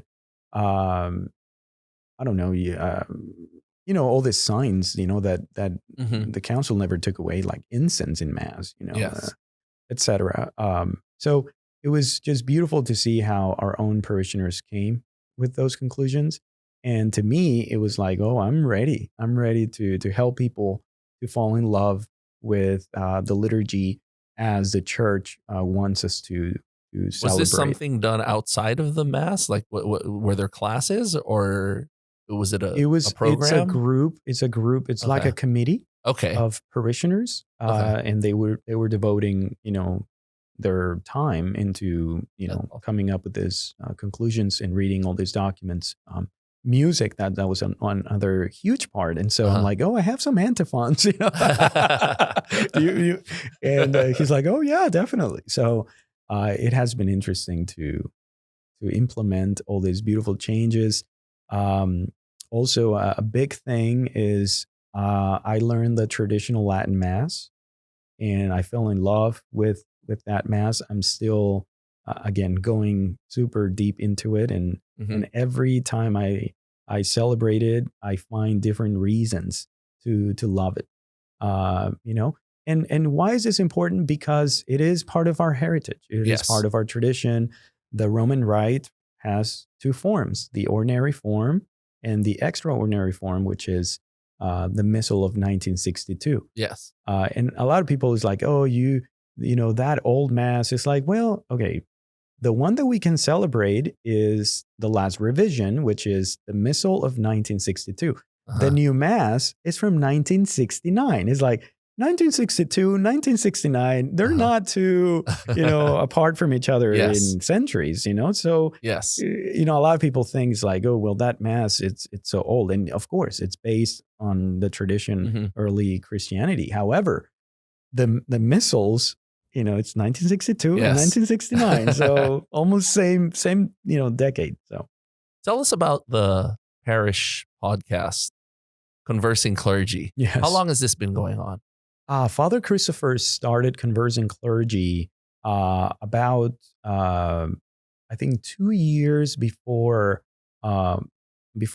I came into the Okay. parish. However, he can actually tell you the story that when he was in seminary, he actually came up with that idea. And I believe with Father Earthman that I Uh-huh. mentioned, he serves at the seminary. Um, he wanted that. He wanted a radio show or something like that to just have clergy conversing about topics. And what do you do every week on the What do we do? Yes. So it's every Wednesday, and what we do is just talk about different topics. So Father Christopher comes, he asks, what are the interests of people, and finally he decides, okay, we're going to go for this topic.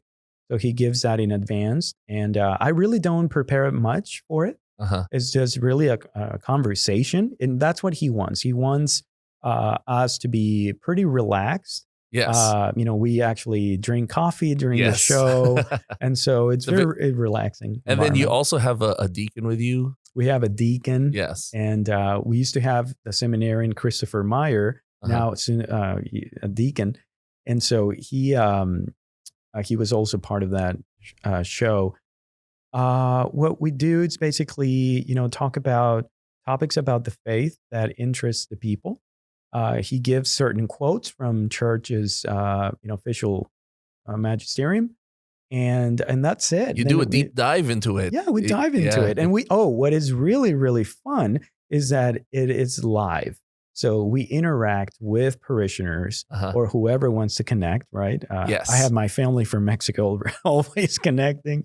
And so, people from different parts of the world, they connect and they ask their questions. And what a great opportunity, I would say, for us, first of all, as clergy, to be in contact with our parishioners and the faithful, and to serve them, and for the faithful, to open, the doors of their homes that are, and for us to be there. There are two fun things that happen during the show, and that is meme time. So parishioners send us memes that they want us to show, and they're always not always good, but they're always fun to see the reaction of the people, and even my own reaction, because I don't see them in advance. So sometimes I definitely don't like it. I just say the truth, like that doesn't make sense. It's not even funny. Well, that's the whole fun of it. Yeah, exactly. Picking it apart and seeing good and bad memes. Yeah. And the other one is pictures of the domestic church. So our parishioners, they send a picture of how they live as a domestic church. Sometimes we receive pictures of the family with the children praying in the living room. That's awesome. Or doing an altar for the Sacred Heart of Our Lady. And so it's nice to see that. And this is every Wednesday? Every Wednesday. And they can see it where on the Facebook page? Facebook or YouTube. YouTube. Yeah, okay. Both. Just search up St. Bartholomew. Bartholomew, yes. Or Conversing Clergy. Okay. Yeah. Now, looking back at your time in the seminary and formation and all of that, what was the most surprising thing about my vocation? Yes. Wow. You were going into it. What surprised you the most? I guess what surprised me the most is I'm not going to say that I was fully surprised, but the fact that I was leaving this surprise was shocking. Baptism, wedding, anointing of the sick, mass in one day, all these changes of atmosphere, of people crying, of sadness, because they just lost, their father or their mother, going to another event that they are crying, but they are crying of joy in a wedding because their daughter is getting married. Yes. Or, just being fully happy, or, confession time, Wow, that must be, I didn't realize that for the life of a priest, you have to shift between those different things. Yes. All in one day. And that's why, going back to the prayer, I guess that's surprising to me that prayer could be the first thing that a priest can say, I'll do it later. And then you're completely booked. Oh my gosh, my calendar, that's another shocking, surprising thing. If you ask me any date within the next 2 years, probably I will tell you what I'll do. Any particular day at a particular time. It's really interesting. And you're not even the parish priest yet. Exactly. So yeah, it is. You have to find the beauty of that, but you also have to be very careful. Like, some surprises like that, like the prayer thing. It's crucial that we never say, I'll do it later. It's like, no, like right now, this is the time. This is the time. What is the most difficult thing? So you said the most surprising thing is going through all those different changes in one day. What's the most difficult part of your discernment, being a seminarian, finally, your transitional deacon, and then finally being a priest? What's the most difficult thing that you had to encounter during the entire process? I guess, difficulty in balancing the dimensions of the human person. In seminary, we were all told or formed, I should say, in four different dimensions. The spiritual, the human, the intellectual, and the pastoral. And there is a reason, right, that they make an emphasis on those areas. It's because that is the most difficult thing. It's to be balanced in those four. Okay. Because if you dedicate a lot of time in your spiritual, times, like, okay, well, what about your human aspect, your human interaction? I mean, you're a priest, Yes. right? And it's good that a priest prays, but you're not a monk. Uh-huh. And even if you're a monk, you have to interact with your brother monks, right? Yes. So that human aspect is also very important. And so it just kind of, you don't have to be a priest in order to find this difficulty in life, right? Mm-hmm. But I think that's the most difficult. It's balance. It's to find the harmony in your life with all these areas. I would have expected you to say that it was a little more difficult letting go of your private life because you were a professional already. Mm-hmm. You were on your own. You had a career. Yes. I would have expected you to say that it was difficult letting all of that go. Right. Well, you can erase what I said, and I'm just gonna say that. No, don't erase it. No, but I think that it's part of it. I don't know if I have. I don't know if I have encountered difficulty in that, to be honest. Not yet. Really? Maybe I will. But right now, I don't think so. For the most part, I find that the faithful, they respect our privacy, our even though that they have a lot of needs. They're always like, Father, I really need to talk to you, but I know that Uh-huh. you probably super busy. Uh-huh. When is the best time for you? Uh-huh. So they always try to respect that. You have a lot of things to do, and also you have friends and you have family. Yeah. So I haven't encountered. How about your career? As an animator, as an educator, did you find it difficult letting all of that go? I already had that difficulty solved, when I shared with you that is the moment, the crucial moment when I let go, So there was no looking back. No looking back. And now what happens is that God never wastes any talent that he gives you. He never wastes anything. And that's something to learn, because sometimes you think you are letting go. And yes, you might be letting go a job, but you're not letting go of your talents. If you offer them to the Lord will do something for you to use them for his glory and for the advancement of the kingdom of God here on earth. So graphic design, oh my gosh, I do it every day. You still use it? Yes. That's awesome. I do it every day to promote different events. I do logos. I'm even painting. I paint Byzantine icons. As a matter of fact, I'm doing one for a priest friend who asked for it. Saint Joseph. So the same priest friend. And so I'm doing that. You're just loaded with talent. Well, I mean, Let me just compose something. Let me just paint something, yeah, sure. Let me go on a radio show. No. And then the other one, teaching. I mean, come on. I mean, catechesis, giving lectures. That's a little closer. Yeah. I'm the spiritual director of some groups, Christus Vivit, Hispanic young adults. I did a theology on tap recently with them. And I'm always teaching, always teaching homilies. I mean, exactly. So, we have a school here at St. Bart's, not a full school, but pre-K and, lower than that. So, the environment of school, is still there, here in the parish. So, again, I think God, when you say, Lord, I trust you, yes, I will give my life to you, he will never waste anything. Now, looking ahead, after being here for a couple of years now at St. Bartholomew, looking ahead, because you probably know it's going to come that you're going to get your orders to move to another parish. What do you see happening?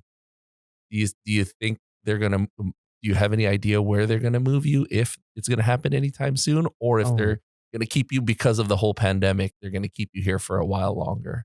Well, that's something that I didn't. We don't know. We don't know.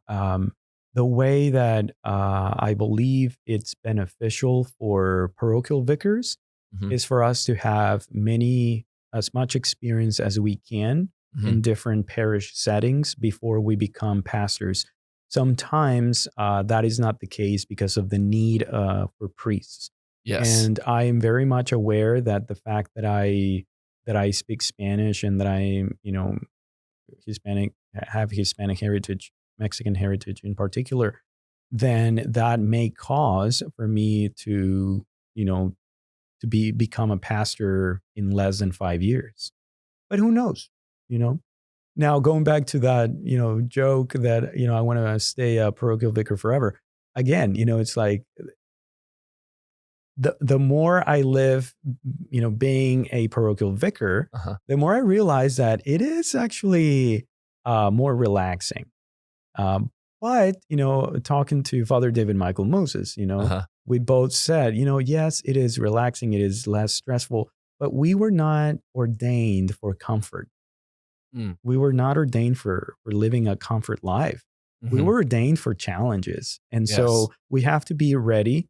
But again, it's up to us whether we want to raise our hand and say, Cardinal, do you have an opening? I'm ready, Uh-huh. or just let it go, let it go and say, whenever you, Lord, wants me to move, that's it. I think I'm more on that side right now, that I don't want to cause any big changes in my life as a priest right now. I Uh-huh. just want to let the Lord take me wherever he wants. So Thank you so much for coming in and speaking with us.